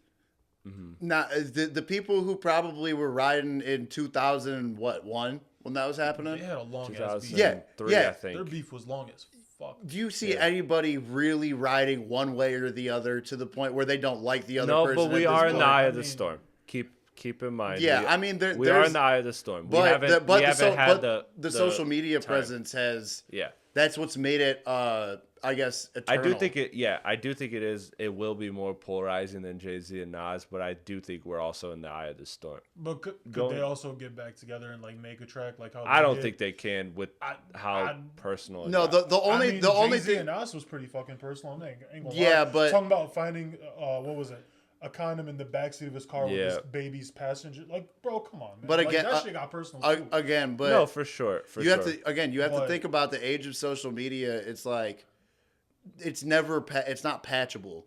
Yeah, anymore. And I don't think these two artists in particular ever had the revere and respect for each other the way Jay and Nas did. And that's why I think Jay and Nas battled because they knew each other were very good rappers. I mean, like, you gotta look at that. You gotta look at the character patterns and like the fibers of who they are as like rappers. Don't open that right in the mic. Yeah, that shit fucking cracks in the mic. Just gotta let him know it's good. Yeah. Go ahead. I'm sorry. Nah, you good, bro. He was thirsty shit, but I'm about to say, too bad you ain't got that White Claw sponsorship, man. Yeah, no. One day. It's on the way, bro. Manifest it. Then you can crack them bitches right on. Yeah, but really, bro. What was I saying? You were. God damn it, Chris. Yeah, that's y'all fault. That's not my fault. You got to look at like the fibers and like the DNA of who they are. Yeah. Kendrick is a very serious dude. You know what I'm saying? He a very serious dude. And it's just like, I mean, only time will tell. But like you said, like Chris said, bro. I don't think they ever really liked. You know what I'm saying? Like revered each other for real. You know what I'm saying? He probably. I think they both wanted what the other had. I think Drake wanted the cultural love that Kendrick had, and I think Kendrick wanted the fame. mainstream. I think Kendrick was so in love with what he was doing that he wanted every single person to believe and feel what he feels. And I think Drake wanted everybody in hip hop to love Drake the way that Kendrick is loved, because Kendrick is beloved and he's the darling. He's the hip hop darling. And I think Drake wanted to be that and never got that. And Kendrick wanted to be the guy that was doing that had the #1 records while doing it his way. Like, so he never wanted to change necessarily who he was. He just wanted everybody to be on like his wavelength. So I think that's Kendrick why literally has #1 record for the past year. I just think I won't be too long on it, but I just feel like Kendrick being such a prideful person or whatever. And I don't know him personally, but I'm just saying that off like you just being a fan of his music and stuff.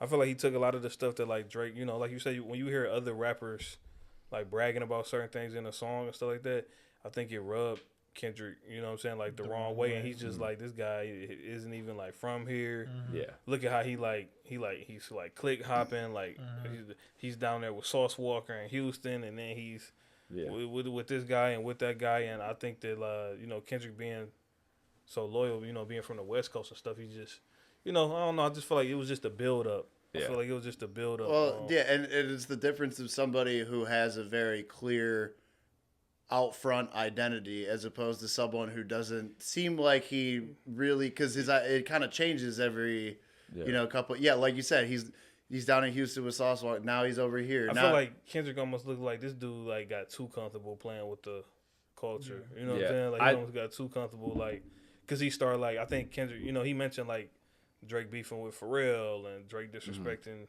this legend and that legend, or whatever. He's like, hey, this guy is like too comfortable. Like some people in the game should be untouchable, and Pharrell should be like one of those people. You know what I'm saying? Like he's in that place of like he earned his respect. He put his work in. He's a legend, and like that's just like. And sure. if you a fan of hip hop, you a fan of rap. Yeah. Pharrell is not a dude that you would like go at if you like know him. Yeah. You know what I'm saying? Like, and Pharrell's also at this point, which we've also talked about on this, where like even like Pharrell's more recent music hasn't been that great, but he has that accolade to be.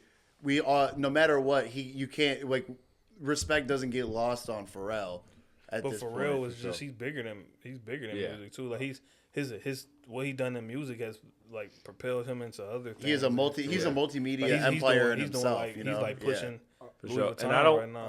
I don't want to get too lost in that part of it, because I do want to stick to the Drake record and then where it led to, which is the final, which I think this is the kind of perfect time to segue into this, because you brought up the difference in like how Kendrick is looking at him as culture versus not culture, and that was the big defining part of Not Like Us. And Drake now obviously withdrawing his one petition and now going forward with a defamation lawsuit against UMG. And I went through the 81 page document. I went through it, and I literally looked at at what specifically he was doing. And Drake was bringing up a lot of content creators. He was bringing up a lot of tweets, and basically talking about how the lyrics of Not Like Us defamed and publicly stained his image, and how UMG is complicit for pushing that record that had that message when Drake was and when Drake was also their artist, because Drake and Kendrick are both signed to UMG, the parent company.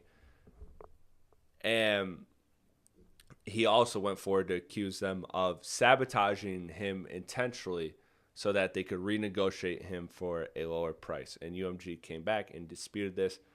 And where I'm at with it, I'm not saying that everything Drake is saying in his lawsuit is entirely wrong.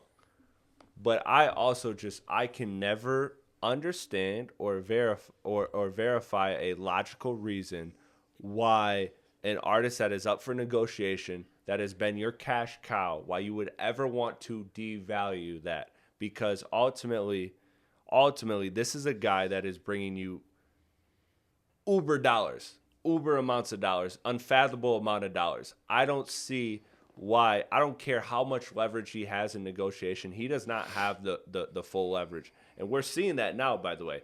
We're seeing the reason why this Camila Cabella record didn't take off. We're seeing why these Drake records post battle have not taken off. It's not just because they're bad. Like, he does not have the UMG support that he had because he's been at odds with his label. These documents go back to July when he was trying to work this out behind the scenes. So I'm looking at this from the perspective of, I think it's stupid that they would ever try to devalue their cash cow. Because the house always wins. They're going to, even if they give Drake a blank check, they are still going to make their money off of Drake. So there is no reason to devalue Drake and promote Kendrick, the most like anti-label, anti-industry artist. Like, they're not going to take Drake and put their faith in Kendrick. Kendrick drops an album every 5 years. Drake drops an album every year. They know their money is with Drake, not Kendrick. So to me, that whole like picking sizing, no, the record label was doing what a record label does. A hot record, we boost this, we promote this. Did they fake streams? Probably. I believe in that. I believe that they're up to that tactic. Did they market the record? Abso-fucking-lutely. Why? Because it was a big fucking record. Had Family Matters been the one that popped off in this battle, they would have done. Too. Yeah. They would have put the money behind that one. It's just the difference was Not Like Us was the one that won the battle, so they marketed it. They did what a business does.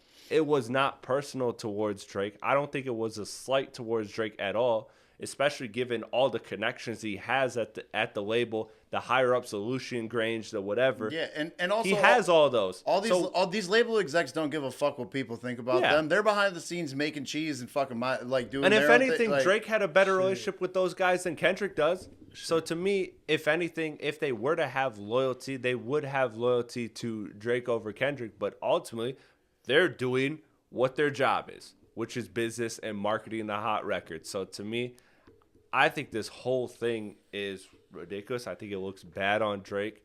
I think it's dumb, especially like I hate the fact that he's bringing in the whole Jewish angle because we know Kendrick has talked about the Black Israelite angle and he's very proud of his I don't want to say religious because I think he's more spiritual than religious, but his beliefs are in every record. And that was a theory that people threw around too, because Lucy and Drake are both Jewish, and Drake had came out in support of Palestine at some point. Yeah. And people have speculated that that's why Lucian kind of started, kind of ushered this mudslinging campaign. But Drake has also been on fucking records talking about about the Muslim religion and he has never. Yeah, he doesn't even marry to the Jewish. He's never been married to a religion. It's not about Drake being Jewish and saying it. It's about the fact that Lucian is in full support of Israel. Well, I think the reason he's bringing up the Jewishness now is that now it's in the court system. They get real personal about that shit too, for real. That's what I mean. Yeah. So you got to think, and when you're in a position of power like Lucian is, you could take anyone down at that point. I'm willing to bet Lucian making some type of dollar off that war over there. I'm sure. Yeah, for who he is, probably. Yeah, 100%. I wouldn't be surprised either, because a lot of people have who are, whether they're Jewish or whatever, they have a lot of ties to that country, especially when it comes to the higher ups and shit. And the fact that Drake openly spoke against that country, it's they take that shit real personally. You know what I mean? So I'm not saying that is that anything to do with it necessarily, but that's something that's been speculated, and I'm not surprised by it. I wouldn't put it past it, where are you guys at with the fact of that this is happening? Because to me, everything just seems weird. It seems weird the strategy he's going about. I get that he's not trying to sue Kendrick directly because then it looks weak. But to be honest with you, no matter how you sued, it was going to look. It looks like pussy shit. It was going to look weak. it was going to look weak no matter what. So I think that also could go back to Drake. You know, we've talked about how it feels like Drake has a lot of yes men around him, and like for nobody to step in and say, hey, optically this may not be, you know, the greatest decision to make. Yeah, I look at it as, to me, it's just weird. It's just not smart. And you know, I would like to say again, it's not hip hop to sue and whatever. And I agree and respect people that have that perspective. But to me, it's more just like the straight up optics of it. Like, dude, what did you really think was and was the juice worth the squeeze? I don't think it ever was. The juice was ever worth the squeeze for this particularly.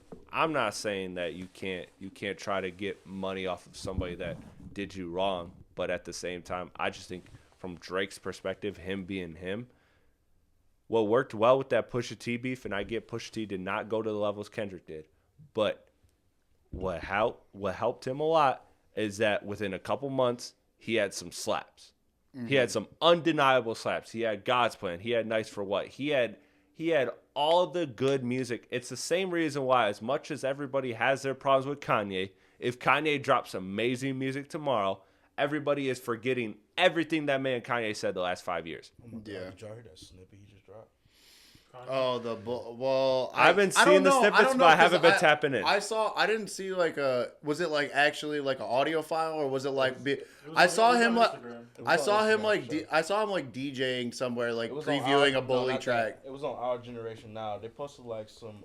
You could tell it was like some Kanye type visual because the whole shit was pixelated. So type like, shit. Yeah. Okay, yeah, Kanye. You know, trying to do some Kanye shit. Yeah, you just like, oh, here we go. Yeah, exactly right. Bro, but that shit was the worst sound. It was like the not even go lie. Well, he's on his weird wave. He's trying to use AI and shit for his, and I don't know. I don't know what that man is doing at this point. Yeah, I don't know, but what was I about to ask? What were we just talking about? Cause I just had a good ass question. Just essentially the idea of suing, like I don't think suing in hip hop necessarily like a good quarter of 50 Cent career is like him suing motherfuckers. Like he done sued Vivica A. Fox, if I'm not mistaken. Yeah. You know what I'm saying? Like, so I think it's like for what? But my thing is like I hear people always say that Drake should have been sued, and I'm always been wondering. I don't know if you're on that side or not, but I just want to know if you had an answer. That's what I'm asking. But like, what at what point in time would it have been a good time for Drake to sue? And why do you think it would be better than a time like now? No, I don't. When it like, because I feel like he have like a much more abundance of evidence per se, you know. Yeah. But yeah, with time passing, obviously, like if Drake drops an album and it doesn't do well, like that's more evidence in favor of, hey, I've been sabotaged, I've been screwed. So to me, it's not the time. And again, Drake. This document goes back to it references the fact that they had conversations in July about the stuff that we're now seeing. So Drake did try to resolve this behind the scenes as this shit was playing out. So Drake was like, you know, what, and so obviously they didn't reach their agreement. So now he went public. So I get that whole process of it. I just personally, I would not have done that for two reasons. Because one, it has been clear time and time again, there is no artist above the program. These motherfuckers with the money and the power will always make sure that their ego is in check. Because when you have money and you have power, what is the thing you will go to the absolute limits to defend? It is your ego, it is your pride. They are not going to let Drake be above the program, just like they're not going to let any artist be above the program. So to me, going down this road with UMG, did UMG screw Drake? In a sense, yes, by promoting the Kendrick record, sure. Like I get that. I'm not saying every label. I'm not screws saying that a everyone, lot you of know? the. I'm not saying that there's not damage to Drake. We can all admit that there has obviously been damage to Drake musically, career, reputation wise, whatever. We can agree to that. I think unanimously. I just don't think, again, the juice is worth the squeeze in that situation. Sometimes there's situations where you lose, but you can lose more. And I think that's really the situation Drake was in. I think Drake was in a situation where he lost, and the way he's going about it is leading him to lose more. And that's where I think Drake is at. I personally would not have gone down this road because, again, I said this I was the guy that said, Drake, don't bring up contracts. When push-ups dropped, I said, Drake, do not bring up contracts because every artist has a bad deal. There's not a single artist that has a good deal. Every artist's deal can be exploited in some way or fashion, some loophole.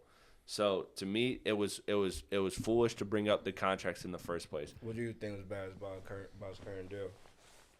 I think we're seeing it. I think that we're seeing that so much of Drake, not saying that Drake isn't successful, but so much of Drake depends on the label push, and not saying that Drake doesn't do crazy numbers without a label. If Drake went independent, Drake was doing $600,000 for Certified Lover Boy. If he is independent, he is doing 3,000 some change, which is still 300,000 some change, which is still amazing. Again, if you're doing 60,000, you're golden. Like, to do 300,000, he's still doing massive numbers. But again, I think we're seeing the inflation. That Mia Cabela's, what's her name? Sorry, the racist girl. Camila Cabello. Camila Cabello. The record with Drake, that song with industry push would have done crazy numbers. It didn't have any push, so it debuted in the 80s on the chart. But had it had that push, it would have been a top 5 record, no doubt. So I'm not taking away from Drake musically, talent-wise, but again, that reflects in the contract is that UMG understands, hey, Drake, we are going to put you in a great position to succeed. You still have to produce. You still have to be talented, and he does those things. But we are the engine that will funnel this, that will take this to another level. And I think you're seeing that. That's why Drake's contract is bad. And Drake talked about it. He had the DMs that leaked saying, I feel like a slave on tour. And I've been saying that forever. I've been saying, why is Drake, the biggest artist in the world, going on tour as much as he's touring? Touring is, speaking from, and you can speak from this, you have connections with a lot of artists. Like, touring is the thing that is the most lucrative to an artist, but at the same time, a lot of artists don't want to do it. They don't want to be on that grind where they're on the road 200 days. Yeah, it's a lot of fun. It's a lot of fucking work, but that's the only way to make money. But that's their grind. So like, to me, I'm looking at this as like, Drake, the biggest star in the world, why is he touring as much as he's touring? Why is he touring multiple times a year? Why is he saying, after dropping For All the Dogs, I have health problems, I'm taking some time to myself, and then 3 weeks later, drop his Scary Hours Deluxe? Well, that was probably already tucked. So. That shows it was reported. It was reported that he made that within the space between For All. Like, he got motivated. But again, I'm looking at it like, like, I get motivated too. Everybody was mad as fuck about a perception they thought that the album was gonna be and didn't get that. That's fair, and I'm not saying that what did it's Joe Budden impossible. Say? Nigga, we want to hear you rap. Like, that's what we thought we was about to get when we got. And it's impossible. Yeah, well, which is his fault because he promoted that it was a rap album. Lil Yachty. But Drake did also too on stage. Yeah, he was like, I think Yachty did most of the talking. Yeah, he did. He did a lot of lip service for that Drake album. But I'm saying this and saying that with again, that plus the record contract, everything adding up to me, like, okay, that could be an independent situation where he did just genuinely get motivated. But you saying, I have health problems, I want to sit down, I want to take some time, and dropping music can look weird, especially when combined with the fact that you got these DMs with people feeling like, saying, I feel like a slave the way I've tour and everything. It all, to me, maybe one or two of those situations is genuinely how it happened. But again, the math is mathing in that there's something about Drake's contract to where it is not as favorable to him given the artistry, given the level of artist that he is. Kendrick, and I'm not trying to make it a Drake Kendrick thing, but for example, Kendrick went away for 5 years. Like, Drake couldn't.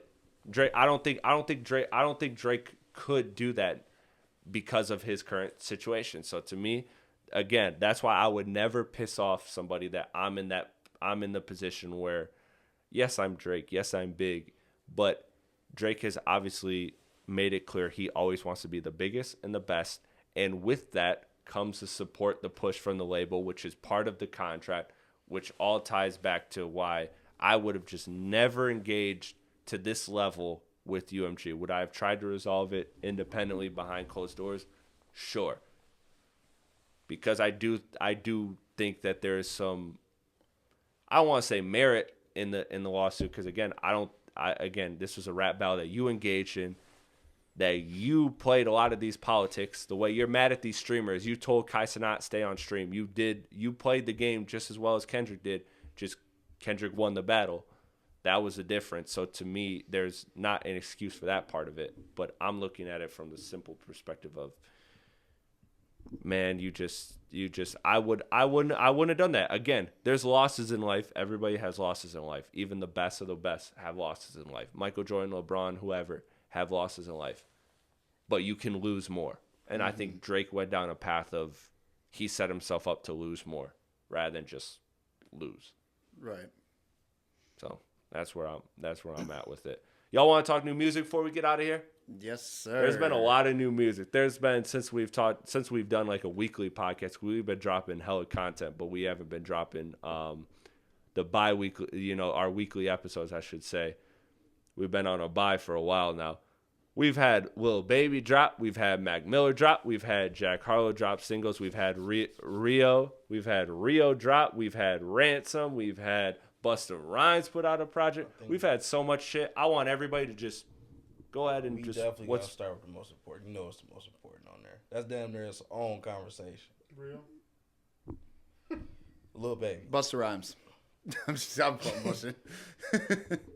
Yeah, You know what's funny? Rio. You know what's funny is he said Rio, and I was like in my head, I was like, I feel like that's where heart wise you want to start. But I knew it was gonna be Baby. That's what I thought, For sure.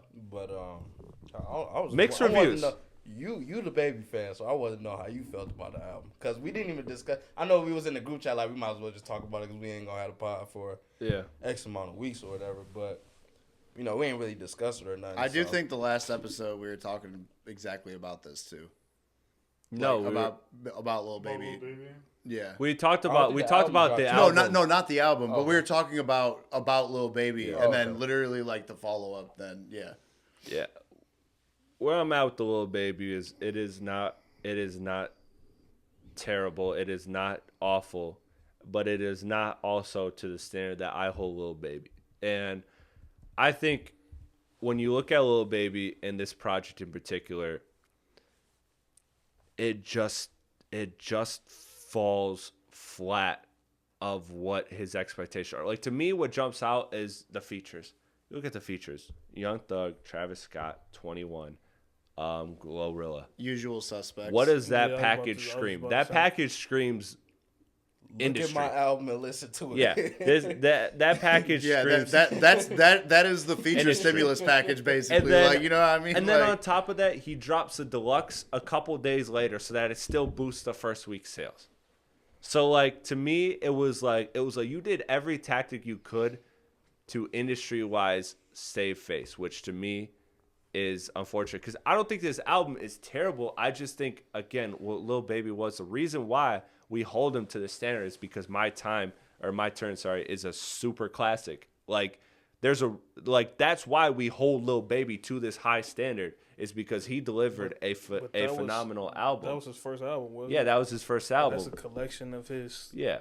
They always say people first Yeah, album you have is- your whole life to make your that's first album. Yeah, and with Baby, I mean, I'm just sitting here like wondering, like, what did people? Expect. What did you expect? Like, Yeah, to me, I feel I like Baby. I is looked one at the Gunna situation. We talked about that. I looked at the Gunna situation. It's like, okay, there is doubt. There is smut on your name. I'm not expecting Lil Baby to reinvent the wheel. I'm not expecting Lil Baby to I come think out. the situations are different when you talk about Gunna and Baby, because Gunna was dealing with like some shit where it was like the fans turned against him because of like some legal stuff or whatever. Yeah. Like with him, the whole accusations of him being a rat. Baby just kind of like hit a ceiling, You know what I'm saying? Like it's a. That's crazy. I don't think nobody turned against Gunna. Nobody. No, I feel like in the industry, probably some rappers, but like when it comes to the fans. No, I feel like the fans yeah, were. fans No, the memes were heavy. I just feel like when he dropped "Fuck You Mean" and he dropped that album or whatever, like one good hit can like take whatever. Again, that's what I'm saying. Yeah, like everyone just forgot, like but also hasn't Thug came out publicly and said that like Gunna's good. No. Okay, it's mixed. There's some. No, I'm asking. That's not like. He never said nothing like Gunna was good. Like the most he probably said that was in relation to him and Gunna was, "Can I work with my artists?" That's it. Okay. Yeah. I don't know. I'm asking because I haven't brushed up on this whole thing. Yeah. But what did people? Like I said, man, Baby just hit his ceiling. Like he's not like. I mean, what is he? Yeah. Baby's cool, but you know what I'm saying. Like, what is he really? Yeah. No, that's where I'm at with this. I think it's now. I mean, it was definitely clear with the last album, but this has been crystallized that you hit your ceiling. And he's talking about dropping multiple albums this year, and I'm like, look, if I'm him, I would have taken those 4 or 5, however many albums you got cooking this year, and I would have condensed them into one, made it bulletproof. Because we know every Lil Baby project is not going to be that different. So you're just dropping a bunch of music. You're not dropping, you're not improving. You're going for the quality or the quantity, not the quality. And I think what would have worked in his favor is if he found that Fuck You Mean. If he found that big time record that he could push, then that would redeem Lil Baby, because again, we talked about with Gunna. All it takes is just that record. People are fair weather. They will abandon you quickly. They will come back just as quick. It's all about what you're doing for them. These consumers, they just want a good product. So ultimately, if you give them a good product, they will put up with your weird bullshit. Right, exactly. Doja Cat's an extreme example of that. She's extremely talented. There's a lot of bullshit that comes with Doja Cat publicly. Like, a lot of people get outraged by a lot of the things that she does. Mm-hmm. But at the same time, why she still sell is because there's undeniable talent there. Like, that's what it comes down to. Good example would be like Chance the Rapper is like, we know that when he drops, it's gonna be good this time, and as opposed to his last album. And there's a lot of those people that are gonna turn that tide right back around and be like, "Oh, I knew it the whole time." Da da da. Type of shit. Yeah, that's inevitable with all this shit. Absolutely. I mean, I gotta just talking about this. I just got a question for whoever want to answer it. Like, what's more important to you? When you dealing with an artist, would you prefer an artist that you fell in love with to like stay on the same wave and of music that they were originally making and what you grew to love them for, or you wouldn't mind them like trying to experiment and do different things? You know what I'm saying? When you was hot as like Lil Baby and that shit's working. And that shit's working for you for a good amount of time. I say you ride that train until it stall out, and then find something new. But yeah, see that I've talked about this a lot.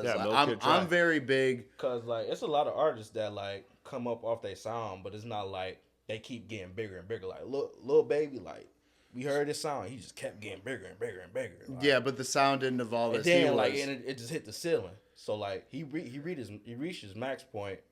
He's got to find a different route. That's what I think. And then he didn't have anything and then when you compare it to Gunna too, like you seen Gunna go from like being out of shape to like getting into shape. Like you seen him like putting in the work, like you know what I'm saying, the gym and stuff like that. Like Baby doesn't have anything. Baby doesn't have anything going on in the sense of like. So to me, when I just hear it, I'm confused by it. I'm just like I don't know what Baby could have came. I don't know who his PR team is, bro, who are approving his music or whatever. But he could have easily came back.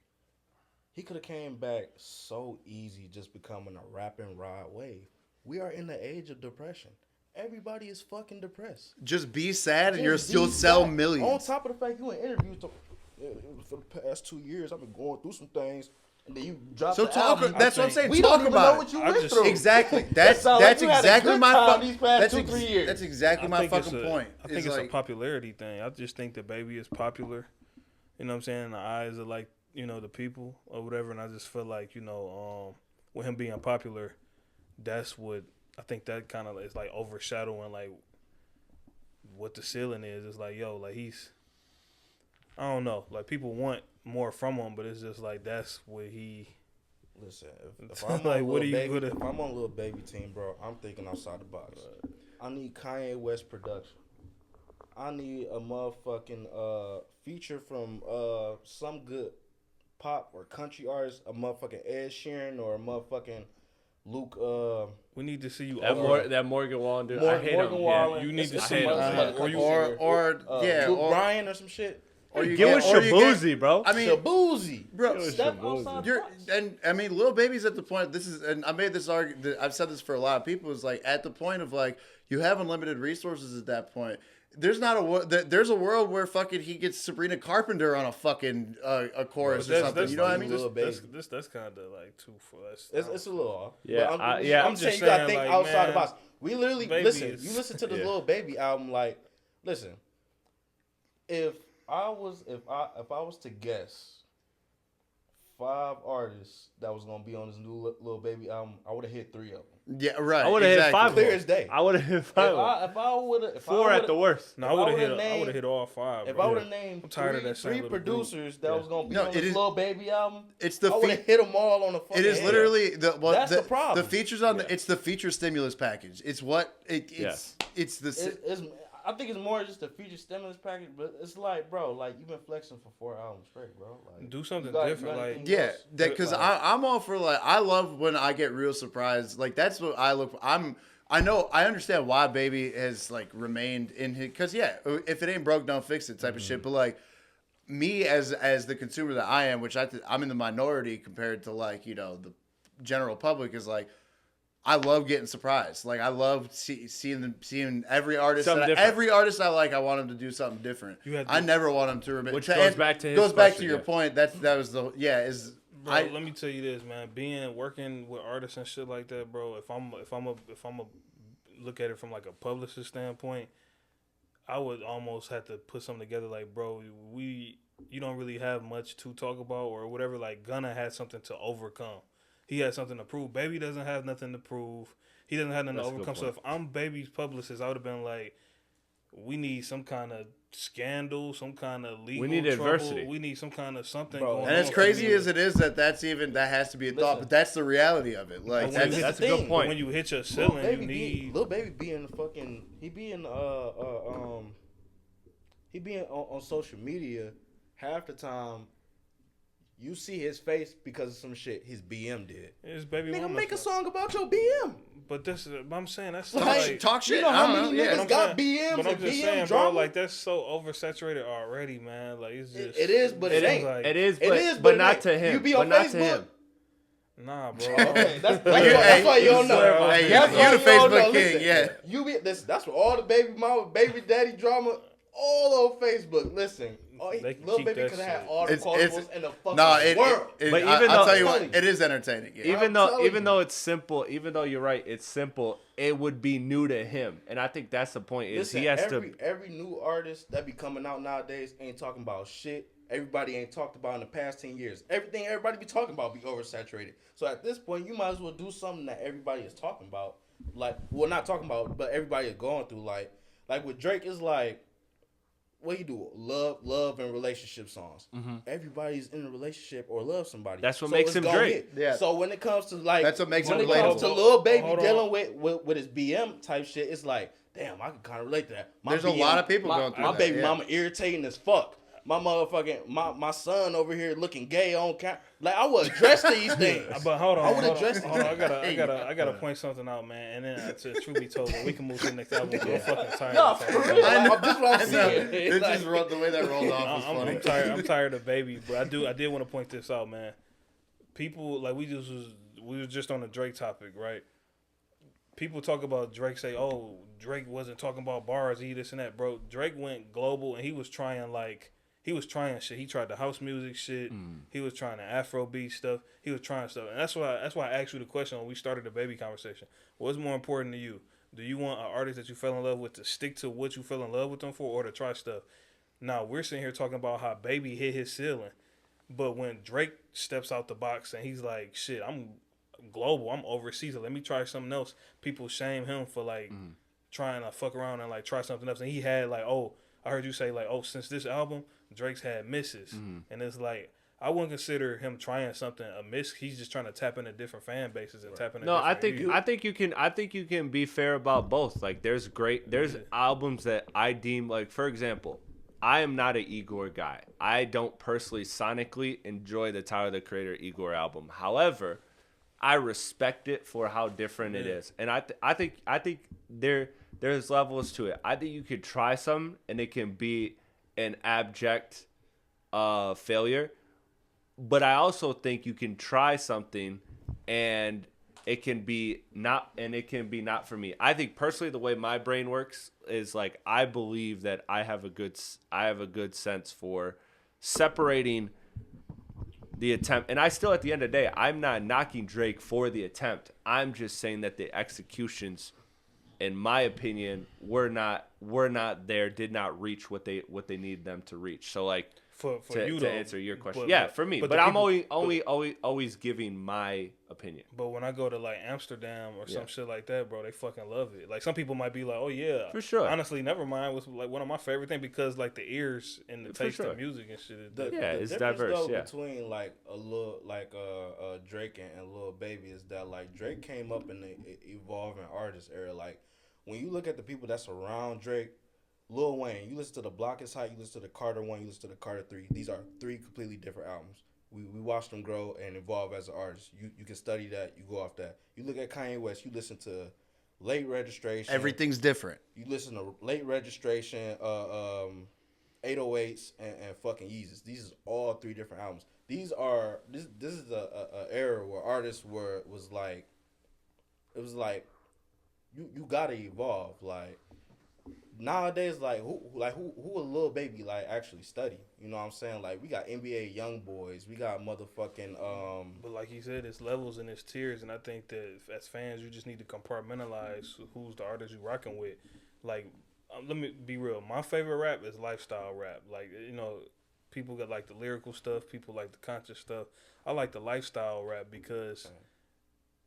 And I'm talking about, the Larry Jones, the Dom Kennedys, the Wiz Khalifas, the Primo Rice. What'd you wake up and do today? Yeah, like because honestly, when you turn them on, I've never heard that term, and that's actually great. Lifestyle rap. But when you turn them on, you know what to expect, and you don't expect nothing more or nothing less. Just like you just know what you're going for. It's just vibe. It's just a vibe. Like you know what? Like I want to smoke before I go to work, or I want to. It's a rainy day or it's a sunny day. I want to feel like that, and then you just get in the vibe. Mm-hmm. So that's why I personally just like the lifestyle rap because when I turn it on, I'm not looking for a ton of lyrical shit. I'm not looking for somebody. I don't want to listen to the song and then jump off and go to a YouTube video and have somebody decipher the shit, break the shit down. I just like the vibe. I'm at my age where I like vibes. Yeah. Well, I think it's a balance. Yeah. I think you can't have one without the other in a sense. Like. I think that there's going to be spaces that are occupied and that's kind of what's cool, but that is one of the plus sides about because rap music can get oversaturated for sure. Yeah. Like there's so many fucking people out there and whatever, but what is good about it is that you have these different worlds that you could tap into. You want to get into the shit that You want to get into that mad, like, lyrical, deep shit, whatever, with the Kendricks and shit. You want some shit to vibe to, you got Larry June. You want the bangers, you go to fucking Future. Like, you go to, like, you can pinpoint where you want to go for what. And that is kind of cool. Yeah. That is a cool thing about hip-hop. No, but we got to compartmentalize. That's what I'm saying. You got to compartment. I think I just put Baby in a box, to be honest. Yeah. Like, Baby is in his box. He is what he is. I don't expect nothing more or less from him unless the only way I would expect something new from Baby is if he was to, like, go through something drastic. He facing some jail time, almost died, got shot, right? Whatever. That's and that's that with Baby. I don't expect nothing more or nothing less from him, and that's just what it is. His popularity just it's just reach people its have this ceiling. fucking idea of like, oh yeah, baby's dropping, but it's like then you listen to it and you're underwhelmed, or you're just like, oh, it was okay, or it was mid, or it was whatever it is, because it's like, yo, like we got what we're gonna get from Baby. It's just like it is, you know what I'm saying, what it is. Let's before we get out of here, let's talk about the vinyl. Oh, yeah. We'll do this and then we'll get out of here quickly because I was almost. there's not a lot of meat on the bones. But I Mac Miller drops his album, his posthumous album, and I'll start with my opinion is that it's good. I enjoy seeing it because I enjoy seeing like an artist's growth, and I know that his estate, the way they handle things, I trust that. Plus, I know that this was a fully packaged album that he just sonically went a different direction, and I like seeing the growth in Mac Miller, and this allowed me to see that. So I think it's a dope record. Am I going to listen to a lot of these records continuously? No, but it was a good trip, and it reminded me of how good of an artist Mac is and how much he evolved. So I enjoyed that part. But where I want to get to it is like if y'all got, thoughts on the album, you can let them chime. But to me, the more important conversation is the posthumous releases and like how we feel about them. Because to me, I'm somebody that if it's done right, I will accept it. But I'm very strongly, vehemently against posthumous releases. Like I am very much on the side of like, you have to impress me with this because I always look at it from a cynical point of view that there is some music executive that does not give a fuck who you are and they are just cashing in a check. Just capitalize off. But if it's a situation where your family is getting the majority, your estate is getting the majority of the music, they're the ones choosing whether this goes out or not. They're involved in the whole process. I think if it's that, then I'm okay with it. So we've had this discussion before, and again, this isn't just like Mac Miller bias or whatever, but like because the discussion before we were talking about I think X's estate. Yeah, and the thing is the only main thing, because realistically, either way, I feel the same way about posthumous releases most of the time.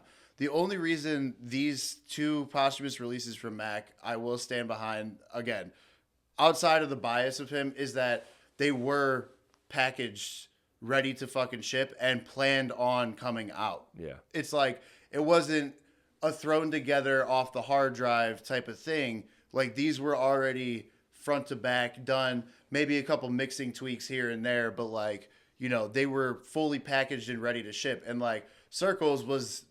That was in the timeline. Pretty much done, yeah. This one, he's had this done for years, and he has spoken about through his career, one day this is going to come out regardless. So like it was a very coherent plan for this to come out regardless if he passed away or not at some point. When that was, who's to say? Yeah. But that is, again, I'll stand behind that. Like, because it was handled. If it was some shit that was thrown together or an album that he never intended on releasing, that would be different. This was like in the game plan for him. So I'll stand behind this. Fair. Where's the rest of the room at with posthumous releases? Because we've had them. Unfortunately, we've had a lot. We've had Pac, we've had Biggie, we've had so many artists, Pop Smoke. We've had so many artists, X Juice, etc. Where are you guys at with posthumous releases? How much do you care about them? Do you not care about them? Where are you at with it? Me personally, I ain't got a problem with it as long as a family getting a piece of the pie. Like, I already said that before. I mean, are you cool with just a piece, or does it have to be or does it have to be like a majority, and do they have to be involved in the process? How deep does it go for the you? artists themselves, when they was alive, wasn't even getting majority of it, so I don't see why the family would. I wouldn't expect the family to get majority of it when the artists themselves wasn't. Yeah, so that's fair point. But that's why I said, as long as they getting a piece of the pie, I don't got no problem with that. Like, I mean, other than that, they're just gonna be sitting on the music, doing nothing with it forever. Yeah, I feel like might as well make $1 off of it for your peoples. I feel like as long as it's done right, and as long as it's done with like good intentions, and really it's just for the fans. Because like I said, man, Mac got so many. True. He got so many fans out here, and his family knows that, and they probably know how much music he was sitting on and all the hard drives he had and stuff that was unreleased. And so, sometimes you gotta give the people what they want. So as long as it's done right, the family's okay with it. They say they get their piece, and then for the label too, they get their piece. So, I mean, to me, I'm fine. No, with and it. that whole. Oh yeah, no, you go ahead. No, I'm on the same level. They basically took the words out of my mouth. I was literally going to say the same thing. As long as the family gets a profit of it, I don't see a problem with these posthumous albums. I don't. You gotta keep the legacy alive. Yeah, see, that tone changed from the last conversation. Now, but this like tired. Tired. 2024 was a long year. No, but but when it comes to, all right, because you are right. Like, I love the fact that the family getting the money, and that was the whole point. But I mean, 9 times out of 10, these artists are fucking half the reason that they're providing for their family and all that. So I stand behind that, provider. But it's when it's done poorly and tarnish and could potentially tarnish the legacy. You know what I mean? Yes. That's the thing, because you had brought up legacy and like that, like Juice. That's what could or couldn't be. Yeah, it's like if the packaging is right, but if you're throwing together B-side, like a freestyle or whatever that was some shit that he never even intended on using or dropping, or it was some bullshit, and then it comes out as this package song, you got a feature on it, you got that. That's like where I find the moral compass to kind of. Do you think it's on us to just contextualize these posthumous releases? Like I'm with you. I hate it because I feel like Juice and X's legacy. I feel like they were going to be both one of them ones had they not passed. And I think you could throw Pop Smoke in that conversation as well. I think those were artists that were going to ascend to a very high level. And I hate the fact that how they've been handled posthumously, all of them. But I will say, as a caveat to counter my own personal beliefs, is should we as fans just contextualize this is what it is and not allow it to be a part of their legacy? Because I look at it as like X dropped 2 really dope projects and then passed. And I think he was on an awesome trajectory. And then he's dropped a bunch of projects since, and I don't like a lot of them. I don't like all of them, but at the same time, that's probably why a lot of the songs didn't at the come same out, time, should I just be like, okay, I can't look at this as a part of his legacy because he's not here. Yeah. Like, is it my fault? That's a question, but that's why I don't think posthumous album could tarnish somebody's legacy, because the core fan base is gonna be off. They'll know. Yeah, they know. It's gonna be off this don't count. You know what I'm saying? But, like, this is put together by we blaming the label if you put out some trash for our dead mans. But just dealing with artists too, bro. Like I was telling you before we even started the pause, bro. Like, a lot of artists got so much music that will never see the light of day, bro. That's why some of this shit don't come out, because they're not even like, okay, like, you know what I'm saying? Sometimes to find that one, you gotta make 10 bullshit tracks to find that one. 10, bro. Sometimes you might need to make like 200. And that's the perspective that I'm talking about. Because also, like, I mean, like, my whole life is specifically me is creating shit. I'm a graphic designer for a living, and I fucking make. And it's like, when it comes to that, there's a lot of shit that I've made that specifically I didn't publicize or use it or whatever. Not even just but like design shit, like shit that I've made that I did. It was whether it was practice, whether it was something I made, and I'm like, this isn't good enough. You do something else. I'm like, there's a reason I chose to keep that where it is. Yeah. So I guess it's just it's more. I just want whether it's the label, which most of the time they don't give a fuck. But like, if it's the family, as long as it was intended. Yeah. And then when we say family, I consider done right by. I love like how Nipsey's camp, man. You know what I'm saying? Like his brother, you know what I'm saying, Black Sound. I like how they're like handling his situation, because when we say family, man, that's a very like vague, that's a sticky situation, because a lot of times, man, family, just because somebody's family don't even mean that artist had a close relationship with that person. We all got cousins and stuff that we're not close so with. When I say family, I love how Lauren London like represents and how she like carries Nipsey's like legacy and stuff like that. So like Asian that's why dogs learn- Nipsey. That's why learn you from don't. that. That's why you see like certain. That's why the documentary has to be right because she knows like no, I was close. Like that was his significant other. She knows like he wasn't okay with this and he wouldn't have wanted this. But then you got some family that they might have cut off and so they just money hungry. Yeah, so they just like they're just looking they at just like, looking yeah, at the money let's like put this out, drop man. it and then Yeah. so we get that because so that's why I'm saying when you say family let's not use that so loosely because like I said it depends on what kind of family you're talking about. When I say family I'm thinking like wife, kids. Yeah. You know what I'm saying? Like stuff like that. Like I don't like using estate just because I feel like estate is like it has that legal. it has that disconnect from like is. family. But you're right with that. For sure. But yeah, no, I think it was a dope project. Side note, I enjoyed hearing SZA in that bag. That was like Z SZA. I fucking enjoyed the hell out of that, even though it was a 6-minute track and I only heard a minute of it. Yeah, and SZA, it's a Mac Miller. I think maybe I'll give some more thoughts next week because I'll have some shit. I got some shit to say. Yeah, for but sure. we're a running separate- short on time. or a here. separate video. We went a little. Go ahead. Oh no, I'm about to say I haven't even to be honest, I haven't even listened to Mac's album yet. But like I said, I'm big on vibes, so I planned on checking it out like when I feel like that vibe is right because that's usually when Mac was alive. That's how I would listen to his music. It's like I'm in the sauna or I'm riding a bike or I'm you know what I'm saying.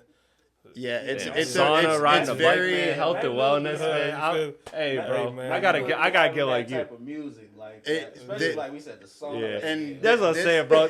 He had all that health and mental- wellness, bro. I gotta Mac get is there. like he's one of the first gotta artists get that there. really was like on the mental health thing when you really Yeah. think Like about one it. Yeah. of the dudes like go hiking out in North Dakota. Yeah. type You know shit. what I'm saying? So, like, I'm not just gonna turn. no, but this album, like, it's real, like, it's very like ethereal. Like, a lot of this album's real like ambient. It's slow. It's like this is like smoke a joint and sit in It's a gonna dark be a room and listen to situational. it. Yeah. It's gonna be a situation. For sure, it's situational. Yeah, Absolutely. it's a you gotta plan to. It's not a casual listen per se. It shows like, me. really. It shows me that Mac Miller, like, that's the dopeness of it. Is it shows me that like how like Mac could have like ate off the underground forever. Like this is like a very underground artsy hip hop album, but like it's also cool to see like he grew to being like this pop he could artist do it all. rapper. Yeah, like he really like he could really do that moody fucking. He was on some shit with those last couple albums. So shout out to Mac. It was a dope project, man. But long episode, but you know what? We didn't have an episode the first couple weeks, so we had a lot to recap. I appreciate y'all for tapping in. If you are not subscribers to the podcast, please subscribe. Also, like, comment, share the video, help it grow. As always, I'm Chris Platte, aka Platte Pods, with my dogs, Money, Mer, Birdie, Crisp Apples on the 1 and 2, as well as our special guest Tristian, man. Thanks for having me, man. I out to you, appreciate you. man. I appreciate you being Yes, on sir. the podcast, man. It's been a pleasure This for is us. dope. Get industry perspective. So Yeah, I'm glad dude. you Yeah, came bro. on. Yeah, Yeah. No, man, I'm gonna definitely. go. We're gonna cut the cameras off. We go back to getting all the industry sauce for this motherfucker. I Yeah, love. bro, this won't be the last time. I love I'll having be the back. fun. Absolutely, man. What It's is a- Glorilla's it's an Chipotle open invite. order? Yeah, it's an open invite. Hopefully next time you come back, we got more cameras in this. Yeah. We gonna get a little bit more sophisticated. for sure. We upgrading the studio. We upgrading the guests, so we gotta upgrade the studio. So I'm Exactly. with it. Thank y'all for tuning in. Again, Tap, what is the new music you've been listening to in 2025? What do you think of the regionalism in hip hop? Where are you at with the Drake lawsuit? Comment all of those thoughts and more. And again, please share the video, like, comment, subscribe, help this channel grow. We are looking forward to a big 2025, and I appreciate y'all for tapping in. Have a fun, safe weekend. Do everything, but do it smart. Go Lions, baby.